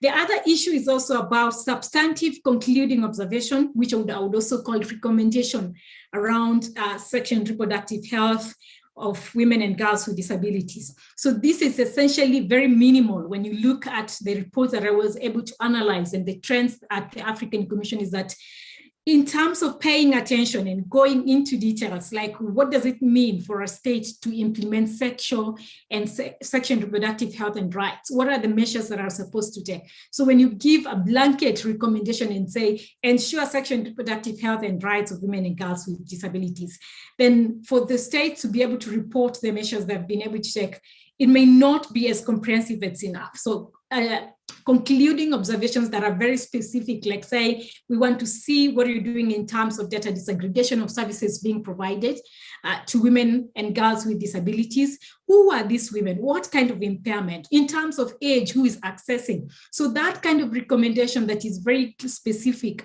in terms of the state's obligation.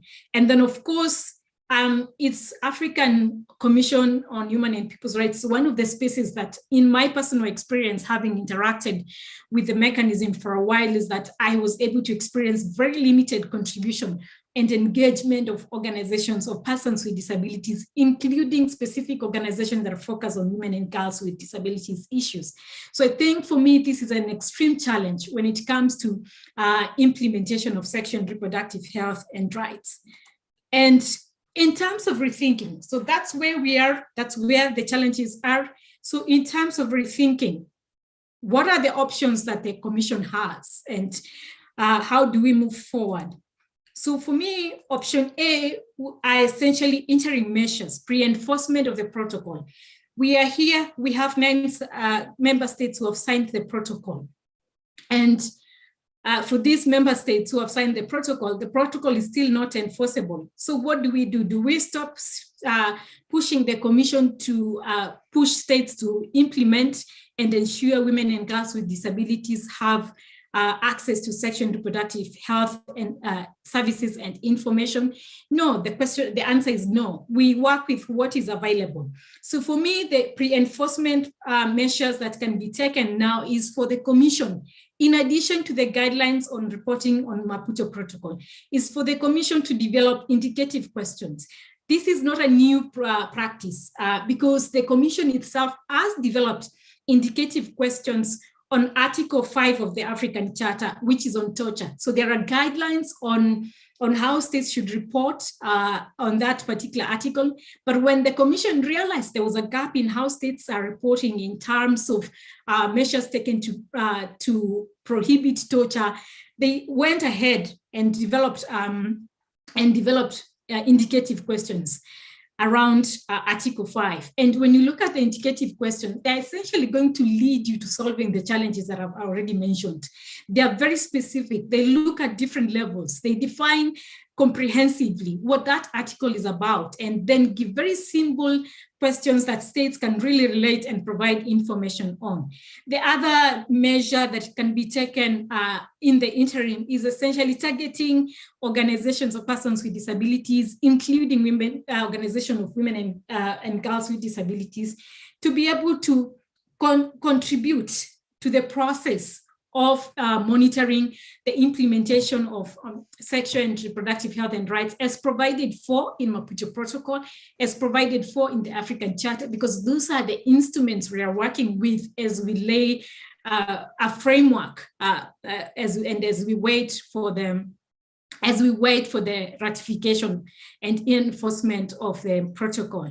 And this can happen when the special rapporteurs, such as the Special Rapporteur on Rights of Women in Africa, when the working group is having promotion visits at national level, they can be able to engage with these groups and get information on the status of implementation of sexual and reproductive health and rights of women.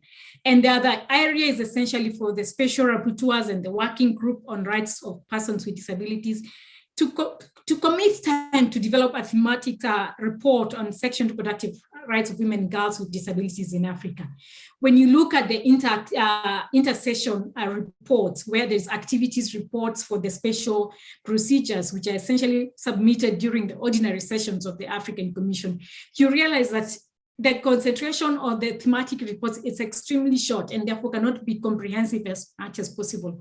So even in terms of rethinking, the Commission has to rethink about how thematic reports can be more impactful, more substantive, to be able to provide guidance to state parties or to member states to be able to understand the different obligations when it comes to sexual and reproductive health. And of course, the campaign on ratification of the protocol. This is very important as an interim measure, because until the protocol becomes enforceable, there's no way you're going to hold states accountable under the protocol. So it's very important as part of interim measures and laying groundwork, a framework for implementation of Article 27 and Article 17, that there is a regional campaign, a worldwide campaign for the ratification of the protocol. And of course, the last option, which is the ideal option for me, is essentially when the protocol is enforceable, that the Commission is able to have indicative question on Article 27K, which are very specific, which analyzes the different areas of sexual and reproductive health and rights when it comes to women and girls with disabilities, and how states can report under those. So disaggregation of data, what does fertility mean? What does access to contraceptives mean? What are the components of access to sexual and reproductive health and rights when it comes to women and girls with disabilities? And of course, indicative questions as well, which are very specific on Article 33C of the protocol, which speaks about participation of persons with disabilities and their representative organization in the monitoring of the protocol. So it is also very important for the Commission to be able to develop guidance question in terms of states understanding or guidelines on how the states needs to understand when it comes to involvement. So when the state report says we consulted 13 groups of 13 organizations of persons with disabilities at national level, how representative are these organizations? So I think those are the questions that the African Commission needs to create develop, and the other two are still related to the option A. Of course, continuous and targeted engagement of organizations of persons with disabilities by the special procedures, by country rapporteurs as well, because country rapporteurs are very important when it comes to the state reporting process. So the country rapporteur who is in charge of Kenya, for instance, should be able to reach out to women and girls with disabilities and ask them about their experiences when it comes to access to sexual and reproductive health and services and information. And again, I'm still re-emphasizing the importance of thematic report. So if it doesn't happen at option A, then option B still allows the special procedures to be able to develop a thematic report that has comprehensive information around obligations on sexual and reproductive health and rights of women and girls with disabilities, and how these obligations, how practical they are, and how the measures the states can take in a very practical way. So that's the end of my presentations. I would invite questions after, and of course with guidance of Wilson as our moderator today. Thank you very much.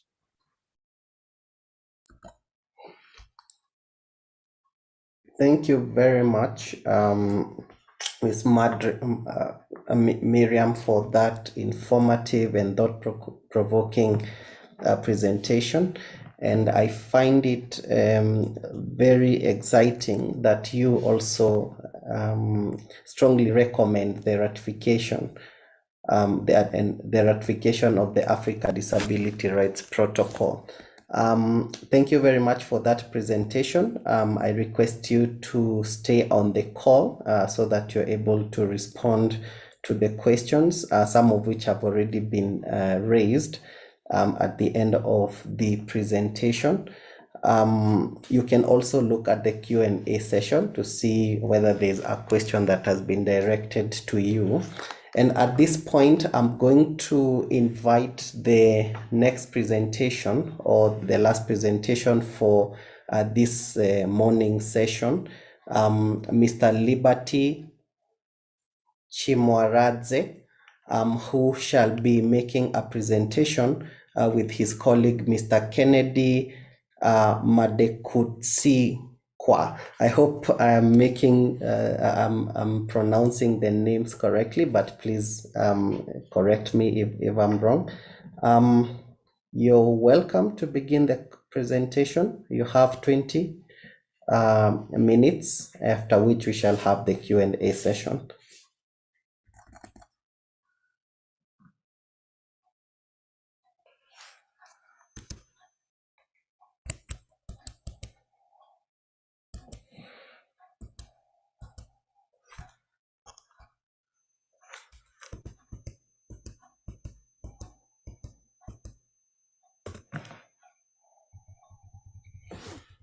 Mr. Liberty?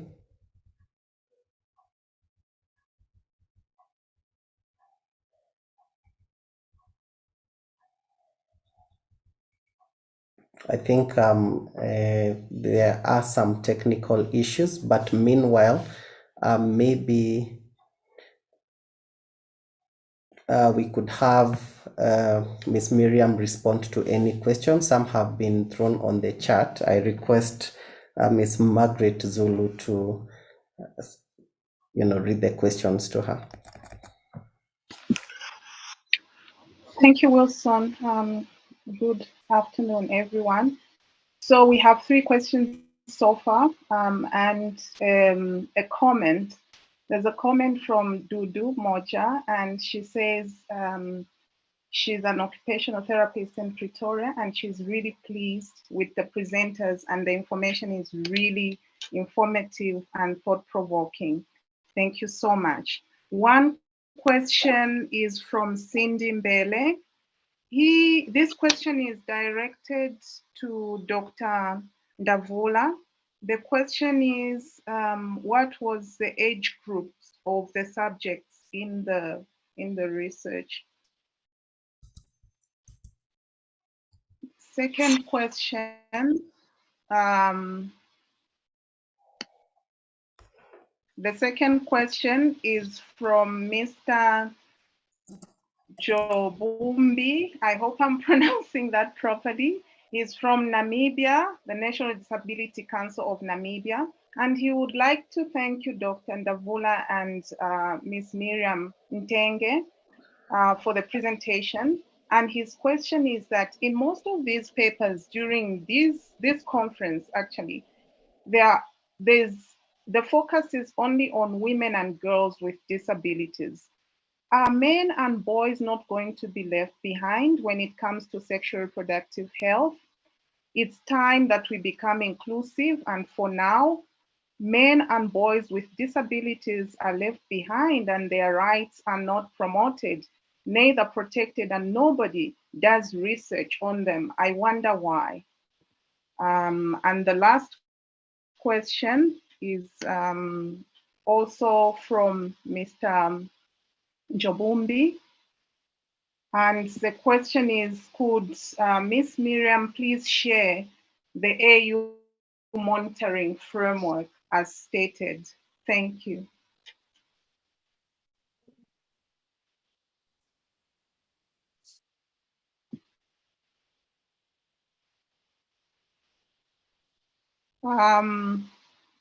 Ms. Miriam, please go ahead and respond. Okay, so I'll start with the first question on why women and girls with disabilities, and why is the overemphasis of women and girls with disabilities. When I began my presentation, unfortunately, it's about statistics, and what statistics show is that women and girls with disabilities have, in terms of them not being able to access services, they are 3 times higher. In terms of population as well, we have more than half of women and girls with disabilities. But that said, I completely agree that even men and boys with disabilities, when it comes to access to sexual and reproductive health services and information, they do face challenges. The only difference is just the kind of challenges. So women and girls with disabilities are going to face challenges, discrimination, for instance, on basis of their gender, on basis of their age, or on basis of issues such as what do I call? I need to describe them. For instance, gender roles, how gender roles, for instance, are going to affect girls and women with disabilities is completely different from how men and boys are going to face similar challenges. So I think for me, it's the dynamics around on the multiple grounds of discrimination that women and girls with disabilities face versus the grounds that men and boys face. And it's because of the historical inequalities that have always faced women in general, not just women and girls with disabilities, but women in general, and because of the gender dynamics within the society. So I completely agree with you that there are challenges facing women and boys with disabilities, but when you look at the difference, the different dynamics of analysis and the intersections that actually the special rapporteur spoke about in the morning, you'll see that intersectionality and the issues of intersection when it comes to women and girls with disabilities, they are more likely to face more challenges when it comes to access to sexual and reproductive health and services. And when it comes to stigma that surrounds women and negative attitudes towards women and girls with disabilities, for instance, during pregnancy. So I would give a very practical example. When you go to deliver as a woman with disability, or if you're a girl with disability who has sexually been abused, you'll hear stories of how discrimination and how negative attitudes and stereotypes that are associated with women and girls with disabilities and how they impact women and girls with disabilities. So in a nutshell, I would agree that there's need for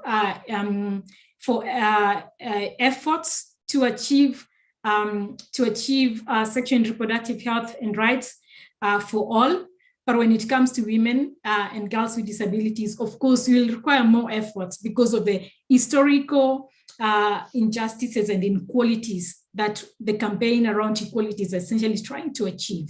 So I think it's very important for us to, and that does not equate to discrimination. It's essentially about substantive equality, looking at the historical challenges that certain groups have been facing and why it's important to be able to.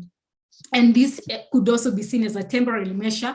So it's not that we will always speak about women and girls with disabilities more, but when we get to a level where we can see that these multiple discrimination and challenges they're facing, then we can still, of course, get to a level to discuss that. But essentially, it's very important to strike to achieve access to sexual and reproductive health and rights for all, regardless of gender, age, sex, impairment. So it's very important for that to be achieved. The measures are the only ones that are going to be different. The second question was around the AU framework. Does the person mean the AU monitoring framework, the entire AU monitoring framework, the human rights monitoring framework, or does the person just in terms of getting access to the data on where we are in terms of ratification of the protocol? I'll be able to post a link about where we are, what is available on the AU website on treaties and ratification after my intervention. And second part, just in case the person meant the AU Human Rights Monitoring Framework, the core are the African Commission on Human and People's Rights, which is tasked with monitoring of implementation of the African Charter, and of course the protocol which are associated to the African Charter, including the protocol on older persons, the protocol on rights of persons with disabilities, the Maputo protocol, which focuses on women's rights, and of course there's the African Committee of Experts on the Rights and Welfare of the Child that monitors the implementation of the African Charter on the Rights and Welfare of the Child. So those are the core main monitoring mechanisms, and of course in terms of protection, there is the African Court, so which deals with in terms of the issues of cases of human rights violations that the African Commission is not able to handle or can refer to the African Court. That's the framework in terms of human rights mechanisms. And of course, there are political bodies that will not go into details on issues of human rights. So under the AU, such as the Peace and Security Council, of course, which deals with issues of peace and conflict within the region. There's, of course, the aspect of human rights into it. And the collaboration has to happen between the African Commission on Human and People's Rights and the other political bodies for them to be able to understand the kind of human rights issues. So I would say in a nutshell, so if you want to get involved in the work of the monitoring mechanism, the African Commission on Human and People's Rights is a good platform to start with. And of course, the African Committee of Experts on the Rights and Welfare of the Child, which focuses specifically on children. So thank you very much. In case there are follow-up questions, I'll be happy to respond. But for now, yes. I will proceed. And is there a follow-up question? Yes, thank you so much. So I think before we let you go, there's one more question directed to you. How do you implement sexual, and this question is from Dr. Simon Peter. He asks and says, how do you implement sexual and reproductive health and rights in a community where sexual reproductive health education is a taboo? So for me, I would look it from different levels. And so where it's still a taboo, you have to find a way of demystifying sexual and reproductive health and rights. And therefore, media becomes a key role, plays a key role in terms of this.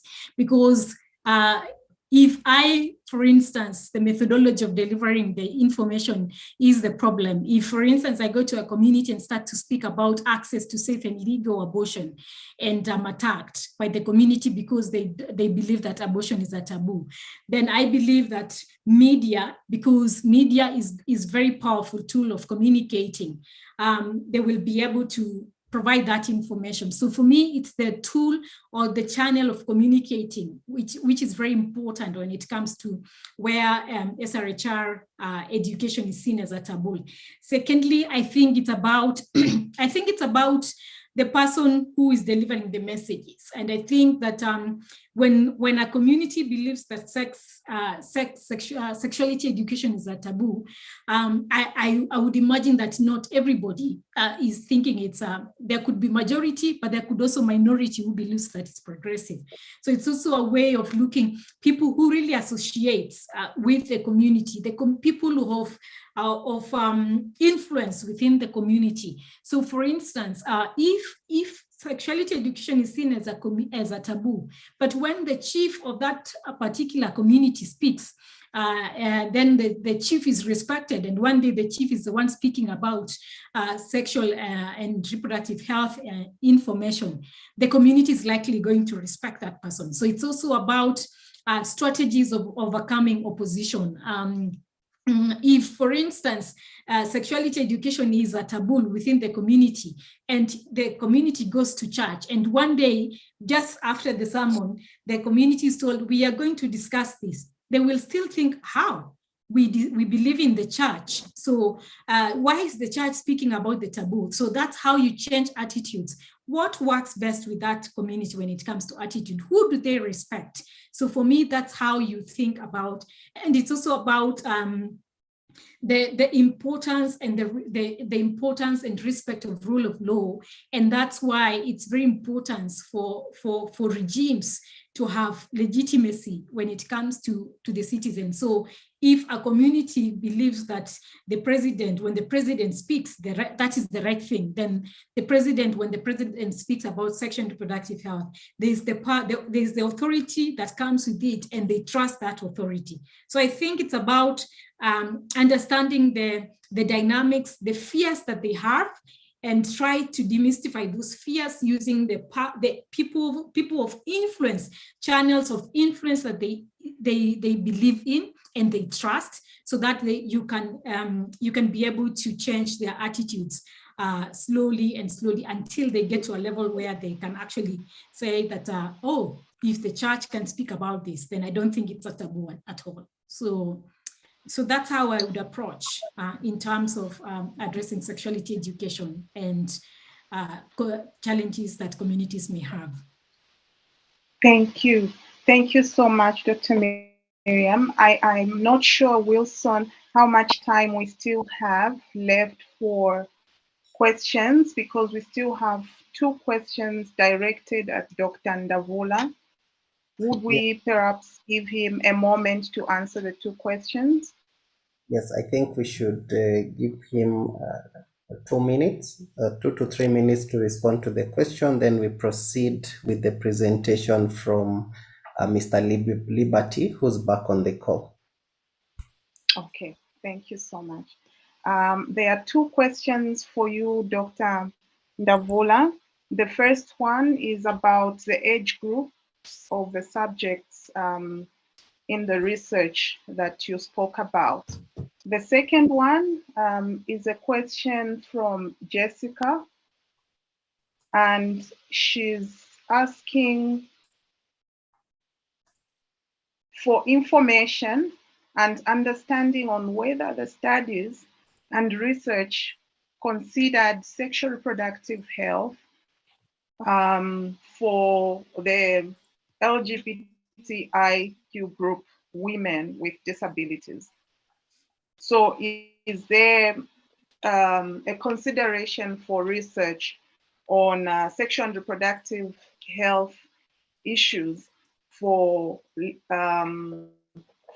LGBTI, especially women with disabilities in that group? Thank you.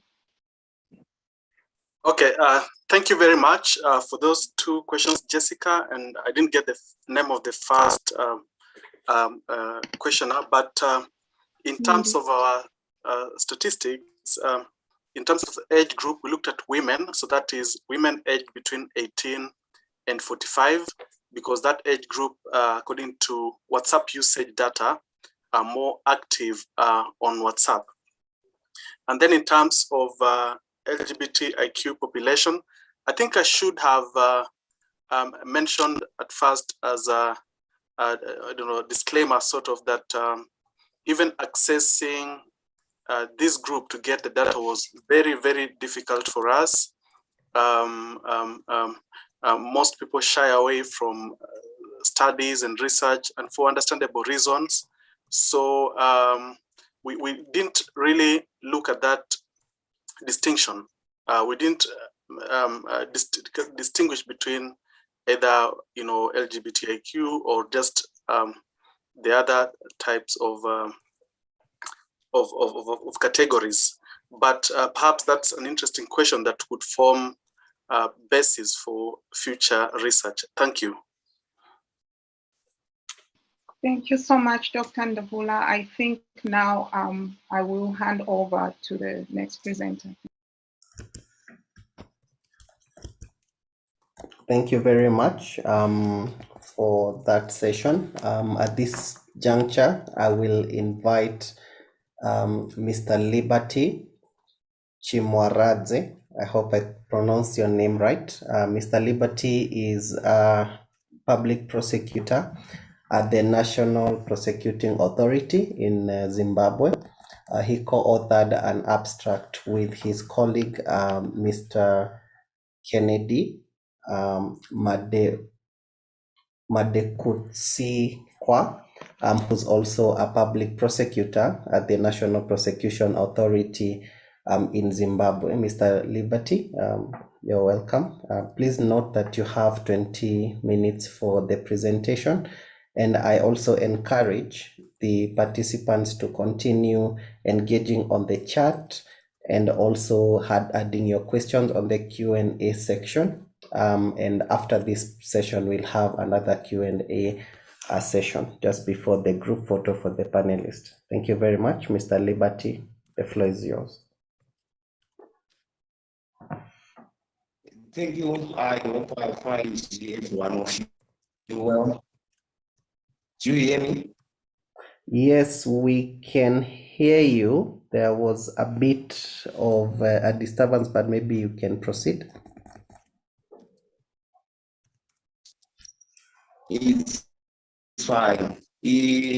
My other colleague, Mr. Kennedy Madekutsikwa, is busy in court. We hoped that by the time that our session starts, he will be done. So, sorry, Liberty. He is still dealing with the rape case in court. We cannot hear you. I think your internet is breaking. Maybe you can. I don't. Start again.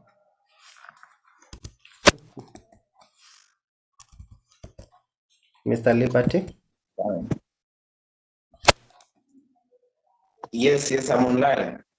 Yeah, we can hear you better now.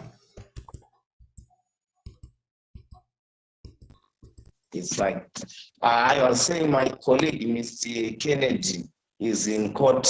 We hoped that by the time that our session starts, he will be done.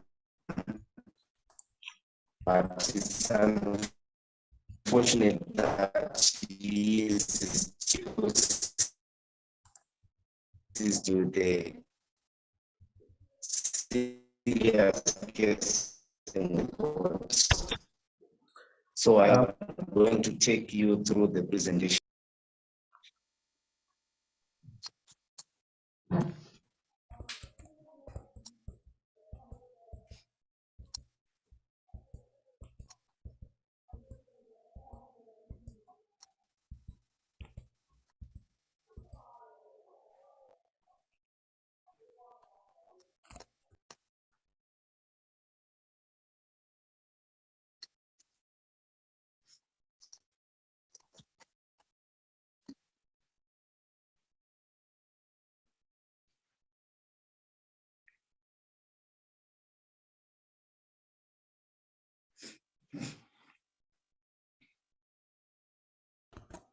Mr. Liberty, you can proceed.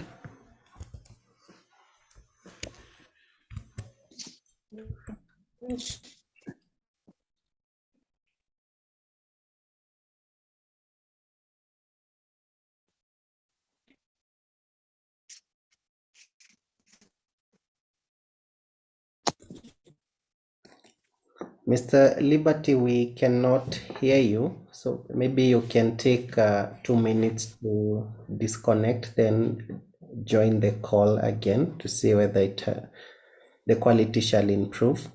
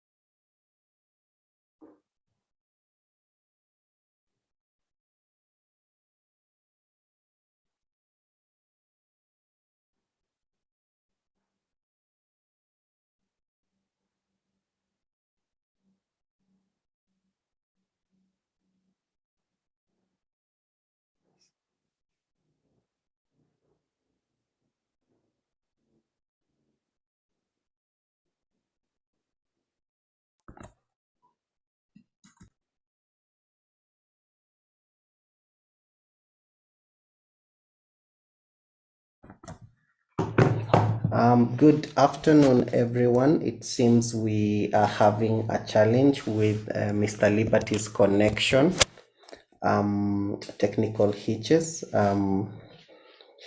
We at this point, since he has not yet connected, I'm going to request our rapporteur, Miss Margaret Zulu, to maybe read his abstract for a few minutes, and then we shall proceed to the next session. Margaret, do you have his abstract? Yes, I do, Wilson. One moment. Okay.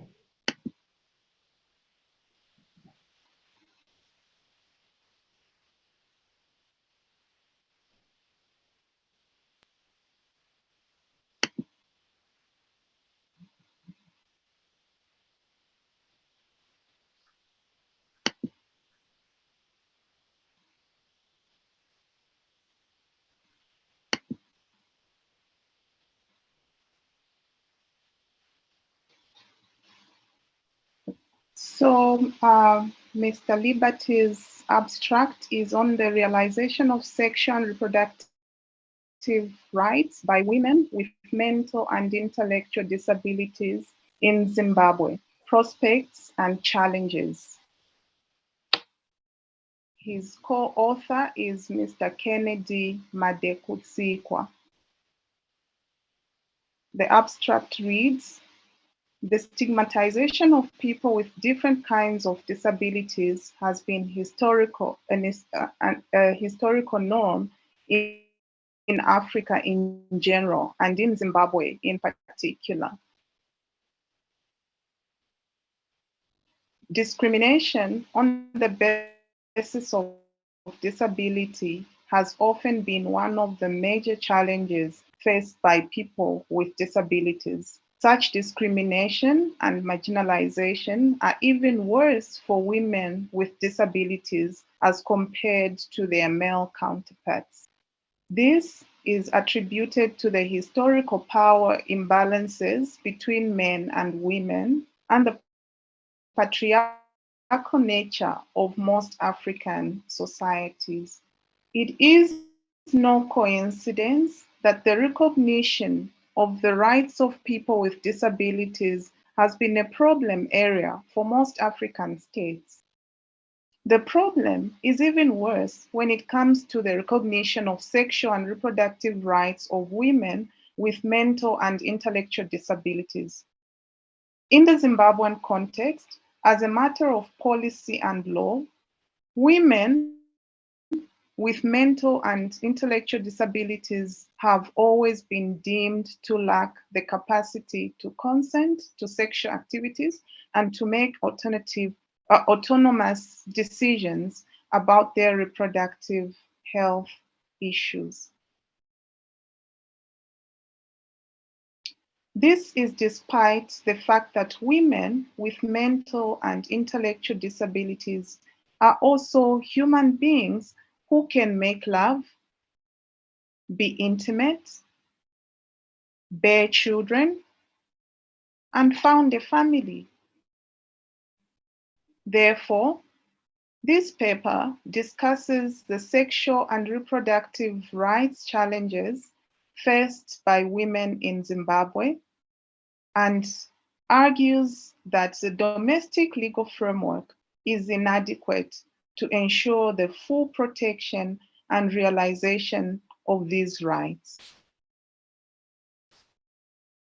The constitutional framework lays the foundation, but most acts of parliament that deal with issues to do with people with disabilities discriminate upon women with mental and intellectual disabilities on sexual and reproductive rights issues. This paper also discusses the significance of international and regional disability rights treaties in enhancing prospects for the full protection and realization of sexual and reproductive rights of women with mental and intellectual disabilities in Zimbabwe.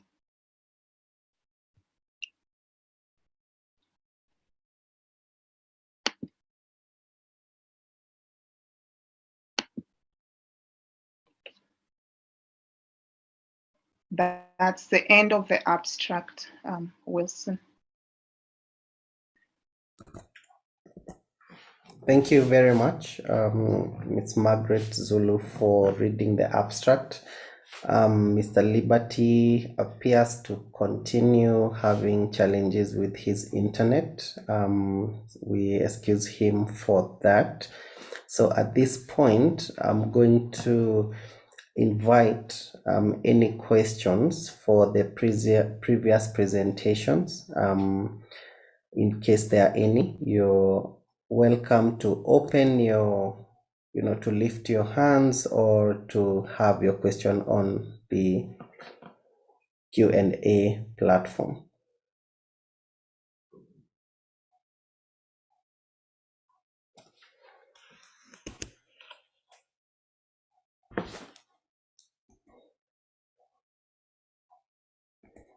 I think we have a hand raised from Sabiha Majid, and after her, then I'll ask Margaret to continue helping with the question and answer session. Yes, thank you, Wilson. My question is more of a general question addressed to all of the panelists. Considering how few African countries have actually signed the African Disability Protocol is very disappointing. And how do you think we as, academics, as NGOs, as activists for the rights of persons with disabilities, how can we actually influence more states to sign and to actually ratify the African Disability Protocol?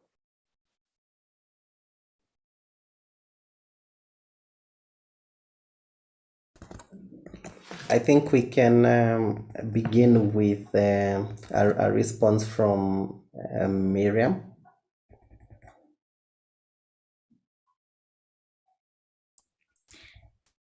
Thanks a lot. As someone who has really been pushing for ratification, I think the first step is what I would say, occupy the African Commission. So that is the first step. So for me, the space is about occupying the African Commission. It's about organizations of persons with disabilities, their voices being heard at the African Commission on Human and People's Rights. The ordinary session is going on now. To be honest, I'm not sure how many organizations of persons with disabilities have observer status at the African Commission and can be able to address the issue. So imagine if we had like 20, 30 organizations of persons with disabilities addressing the African Commission, and at the end of every statement, there's a call for your state to ratify the African protocol. That would be very powerful. So for me, it's about occupying the space first and letting your voices be heard. Then the second is, of course, advocacy at national level. In many countries, you find that the Office of Attorney General and the Ministry of Justice, it's essentially the one that deals with treaties a lot. In countries like Kenya, there's a treaty body, there's a treaties agency. So essentially an office that is whose duties they are to guide the government in terms of signing and ratifying regional and global human rights instruments. So it's also about organizations of persons with disabilities and like-minded organizations working with those particular offices at national level, pushing for ratification. And the other powerful organization, the other powerful agency is National Human Rights Institution. National Human Rights Institution enjoy certain status, both at the African Commission and at national level. They also have mandate to push government to ratify human rights instrument. So if there's a coalition of organizations of persons with disabilities and like-minded organizations to be able to work together with national human rights organization to push the agencies at national level, that is whether it's the treaty body agency, whether it's the Ministry of Justice, whether it's the AG, the Attorney General, that is, to be able to prepare documentation for ratification of for the signing and ratification of the protocol. It's very important to do that. So for me, it's about organizing yourself and identifying points of influences and working with those actors.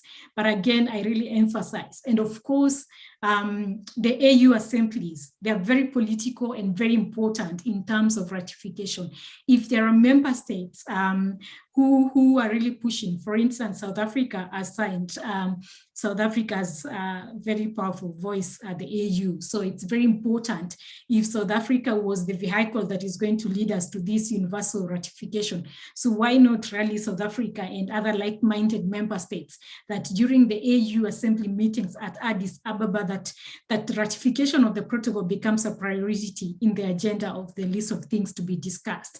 So it requires a multifaceted approach where you can be political and where you can also say that we are not ratifying this, and we are seeing human rights violation happening at national level. And the reason why we are not fulfilling this while we recognize there are other instruments, it's so because there are certain obligations within the protocol that are not enforceable because this is not in present. So we have to be very political and very strategic in terms of ratification. And also to notice that it's the protocol. The protocol seemed to also be, in terms of ratification, the practice itself at regional level. Even when you look at older person, it takes a bit of time. So unless the pressure is there, so I would say that we should really push and push because states seems to be a bit reluctant when you look at the UN convention. So you are likely going to hear the offices, the line offices or agencies at national level telling you, but you have ratified the convention. So what gap does it exist? You need to outline the complementary aspect of the protocol and the additional obligation, which is very important in terms of contextualizing rights of persons with disabilities in the region. So I think that is essentially my response. Organize, speak, get to the appropriate spaces at the strategic moment. I believe that also academic institutions have their voices needs to be heard as well. They need to join the movement and say why it's very important for this to be able to be ratified. But it's a very political process that requires a lot of efforts and energies. But the first thing is organize and occupy the spaces, those rights spaces that are going to enable you to speak to them, to the people who are tasked with the obligation to ensure ratification. And please, where you are very progressive national human rights institution, please make sure that you work together with them. I have seen, and I've also worked with national human rights institution before, and I've seen the power that national human rights institutions have when it comes to engaging with government agencies that are tasked with ratification of treaties.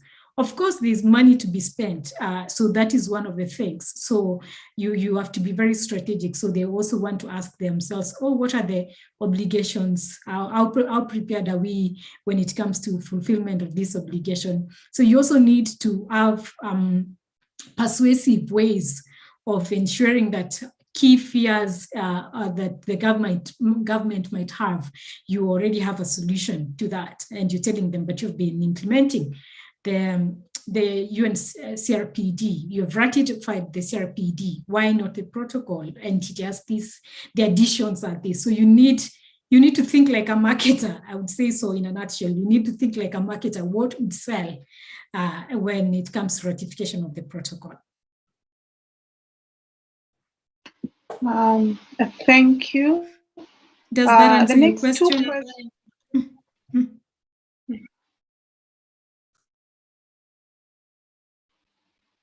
Okay.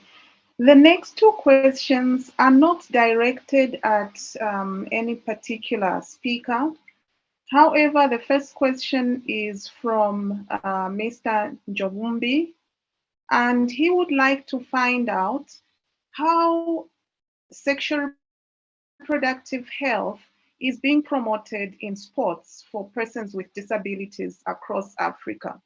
That's the first question. I think either of the speakers would want to just get on board and answer, but let me read the second one. The second question is from Angama Joy Amber from Cameroon. And she says, most laws protecting persons with disabilities have not been ratified in my country. Most of persons with disabilities are being abused sexually. I wish to know if there is any platform where most of these abuses can be addressed. And I would like to be in touch if possible. So please, either of the speakers can get on board and speak to these two questions. Thank you.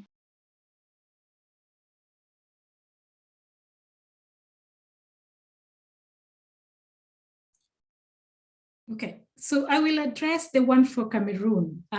So if it's about the comprehensive laws that speak about rights of persons with disabilities not being ratified, I believe Cameroon is actually a party to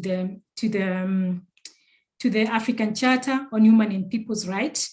And the African Charter provides for rights for all, including rights to health, which includes sexual and reproductive health and rights. So that is one of the instruments that you can use to argue for the issues of violations of persons with disabilities. And one way you can contribute to addressing this violation at the African Commission level, given that Cameroon is a state party, is one by when Cameroon is being reviewed by the Commission, you can always share an alternative report. So you can share a brief that speaks about the issues of persons with disabilities. This can be considered as additional information by the Commission and can be used to raise the issues to the government when they're having a constructive dialogue with members of the Commission. The second option, I would say, is that, of course, at national level, and I would pose it still as a question to you, and I would also say, and I have a couple of assumptions. So at national level, I would assume that there's also laws that speak broadly about human rights. So it's an issue of intersectionality. So looking at the laws that exist and how they can promote rights of persons with disabilities. In the absence of a comprehensive framework that on issues of persons with disabilities, the issue of intersectionality argument is very important. So looking at a Bill of Rights as provided for either in your constitution or in other laws. So for instance, if there's a Sexual Offences Act in your country and there are sexual abuses of women and girls with disabilities, you can use the act to challenge the abuses that are happening. If there are laws that speak about rights to health, for instance, Health Act, you can use these laws as well to challenge the abuses that are ongoing in the country. So it's an issue of thinking about the intersectionality aspect of it, and not just saying that until we have a Disability Act, that's when we are going to raise the issue. No, the issue is about, we do have laws that protect human rights in general. How do these laws, and seeking interpretation, of course, from court. So I'm speaking about strategic litigation. I'm also speaking about the existence of complaint mechanisms you can find within national human rights organizations. So for national human rights organizations, which have, I would use a very legal term, quasi-judicial, so they can essentially go to court and challenge violations. So for those national human rights institutions, you can reach out to them and say that we do have issues, we would like to file a complaint, and then the National Human Rights Commissions, of course, guided by your national context, can help you highlight these issues and seek redress for the victims of these violations. So I think those are the opportunities I have in mind in terms of not having a comprehensive law, but assuming that there are other general laws that speak about rights in general and how you can use those laws to challenge the abuses. I think the further question was about sports. So if you can read the question about sports. Yes. We would like to find out how sexual reproductive health is being promoted in sports for persons with disabilities in Africa. In sports. So at the regional level, I'm not aware of a campaign with regards to sexual and reproductive health and rights and sports. but different organizations are essentially exploring arts nowadays as a form of advocacy, tool. I don't know how many of you are aware of HIVOS. HIVOS is an organization that advances sexual and reproductive health and rights, including rights of sexual and reproductive rights of persons with disabilities. And they have been exploring arts as a way of advocacy. I can't tell much about sports, but at the global level, I know about the We the 15 campaign, which is a campaign that is run by the Paralympics, the International Paralympic Committee. And it's essentially to use the campaign, to use sports as a tool to advance rights of persons with disabilities. So not just sexual and reproductive health, but also rights of persons with disabilities broadly. And the campaign is essentially supposed to last for a long time. And it also includes several organizations, including UN agencies, and of course, the International Disability Alliance is also part of the We the 15 campaign. So that's one of the platforms that I'm very aware of in terms of sports and campaign or advocacy towards disability inclusion and rights of persons with disabilities. So I'll just post in the chat about the We the 15 campaign so that you can read more about sports and advocacy towards disability inclusion. But at the regional level, I am not very conversant about sports and disability inclusion. At national level, I know that there is an organization that is using art to advance sexual and reproductive health and rights of different groups, including persons with disabilities. Perhaps I can jump in. Yeah, so for me, first I'd like just to mention the general idea that the media basically is our ally. In all these advocacy and campaigns that we are working on, we have to consider the media. Let's not really ignore it. And I like what I think Miriam said earlier, that media are very, very powerful. And basically we need to make the media our ally in this journey to advocate for the rights of persons with disability. Now, when you talk about the media, there are two main categories we should think about. First is to train journalists. Perhaps even these issues that you're talking about, ratifying these protocols or championing for the rights of persons with disability in terms of sexual and reproductive health, maybe these are ideas that they do not know about. They can't prioritize them or prime them the way we say it in media. So journalists need to be trained in some of these emerging issues. And apart from just training journalists, because you can train a journalist, he goes and does a nice story. When he gets back to the media house, the editor does not understand the import of the story which has been filed. So we also need to have round tables with editors so that we prepare them, we lay the ground for this kind of advocacy. And perhaps if we tie this in with sports, because I think there's someone who's asking, so how do we promote sexual and reproductive health in sports? The question is, who does it? Whose agenda is it? Because even these initiatives which are being mentioned are not regional, they're not national, they're not perhaps indigenous to Africa. So who will push this agenda? Whose is it? Because it also includes resources. Yeah, so that's a question that we need to think about as we move forward. Thank you very much. Okay, if I can also add on sports and the SRH. I also know of an organization in Tanzania. They are using sports for education, inclusive education, and also they are using sports for sports to teach sexual and reproductive health. Because when they were doing some presentation for us in a meeting we had, they said it also promotes social interaction and it has psychological benefits. And most importantly, sports will help women with disabilities and even persons with disabilities to have self-confidence, and it increases self-confidence among themselves.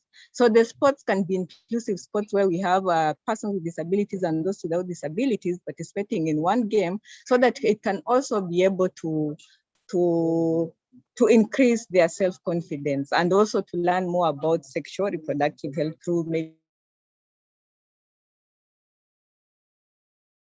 the breaks and even the organization and CEOs can embrace, and we can have we can teach sexual reproductive health in so many angles, not only in media, in sports, in conferences like this, and even in schools. Thank you.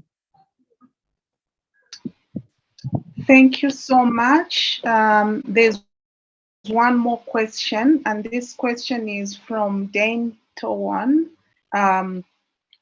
My concern is sustainability, considering post-9th Annual Disability Rights Conference in Africa in terms of a joint effort, because many countries are yet to sign the Africa Disability Protocol. So the concern is how do we maintain sustainability post this conference? And there's gratitude to the organizers for this event, and sorry for coming in late due to a duty call.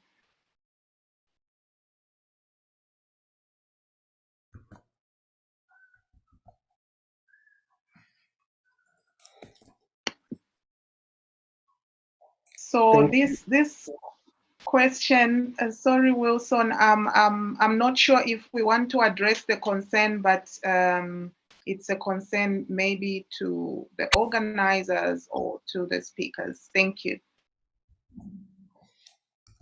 Yeah, so I think that was a general question, which has also been addressed widely by Miriam about the ratification of the Africa Disability Rights Protocol. And I'd also like to inform the participants that we shall be having a workshop specifically on that tomorrow. More details shall be shared as we proceed with the workshop. At this point, I think all questions have already been addressed.